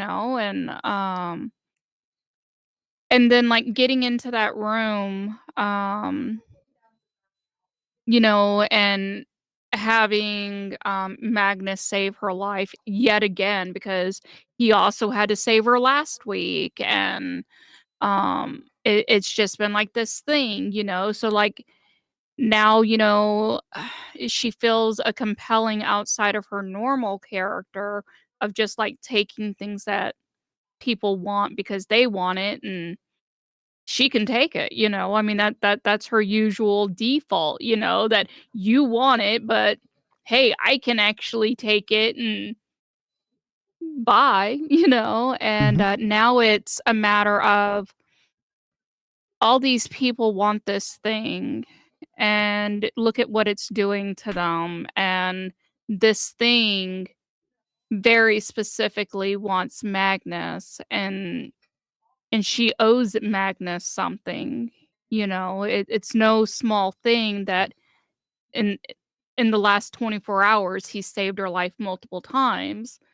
Um so, she got obsessed with this feeling that she didn't know what would happen if he took it or if anybody else did. It was just it couldn't have been anything good. And then for everybody else to be like, "Look at little Mr. Biscuits trying to do this thing. How can I help little Mr. Biscuits?" And it's like, "Here, let me douse her in butter, and here, let me do this," And so it was great that everybody, was like rallying around behind like an idea of like, well, like Zed had said about, no, Magnus had said that, not necessarily having an idea of what is it we're supposed to do, but here's something that's being attempted to be done. How do we work together to try to go down that way? So that was really great that, everybody, just uniformly like fell in line of let's make something happen. It was really, really good. It was really good. And I did enjoy trying to plea to the imprisoned Psylocke to be like, hey, you may be under his control, but you could fight against this and you could help us out. Gave her edge multiple times just through speech, and gave her a chance to have a fighting chance, because I mean it was big numbers. It was big numbers that was really hard to deal with. So it was helpful. It was super helpful. Crippler, likes, dislikes, favorite play? I liked everything about the game. There wasn't anything I really disliked at all. I didn't like that I learned halfway through. Well, I'm glad I did. I learned it halfway through and didn't learn it before. That help is actually an action. It is a reaction. It is also a reaction. There's help and there's help teammate. Yes, but they're separate. But we were using it the other way. No, we were using it right. There's help teammate the reaction, and there's help the action. They both do the exact same thing. That's crazy. This game is crazy. I love it. I love it. It's just because you may want to help someone during the your character turn. In the reactions. The character does something which their player should describe to help out a target character. The target character gains an edge on their next action as long as it happens before the aiding character's next turn or the end of the next round at the least. Character can even pick themselves as the target character, helping themselves out by preparing for their next action. Crazy. But like I said, I'm glad I didn't point out that we were doing it wrong, because we weren't. We were doing it fine. I was getting a little lost turn order because we were having long conversations. Something that should take like seconds. Mm-hmm. So if I have any complaint whatsoever, is I was personally getting lost, because I didn't know whose turn it was, because we were having, really long conversations back and forth in character during one turn. So I had no idea what was going on for some point. Yeah, there was a bit of social combat going on in there with the actual physical combat, and kind of mixing and allowing the social combat to not take up a standard action. It was social combat, movement, standard action almost in a lot of ways, and a lot of reactions from all of you guys. So I can totally understand I'd make the social combat take a standard action. Okay. Mm-hmm. That's good feedback. Because it gives, because if I'm only getting one action, I want everyone else to only get one action. Mm-hmm. And it'll streamline and make things go a little bit quicker. Absolutely. Not that there was anything wrong with it. That's got to be wildly hero specific though, because like your hero doesn't say a lot of stuff while he does stuff, but comic book wise, most heroes shout shit out while they're attacking. Mm-hmm. The difference is that it's like, is talking kind of like a free action or is it taking an action? Well, it depends. If you're blurting out, go to ground, that would be that would be a sentence. Well, no for problem. her, in the sense of Voltgeist, it would be an action because that's like hit the dirt. That's a power for her. Yeah. But, if we're doing talky stuff and it's quick, it's not a big deal. If it's talky stuff that's taking time, you still only have the 6 seconds. I see what Zed's saying, though. If you're doing talking stuff, trying to make an action happen, you're sort of getting 2 actions.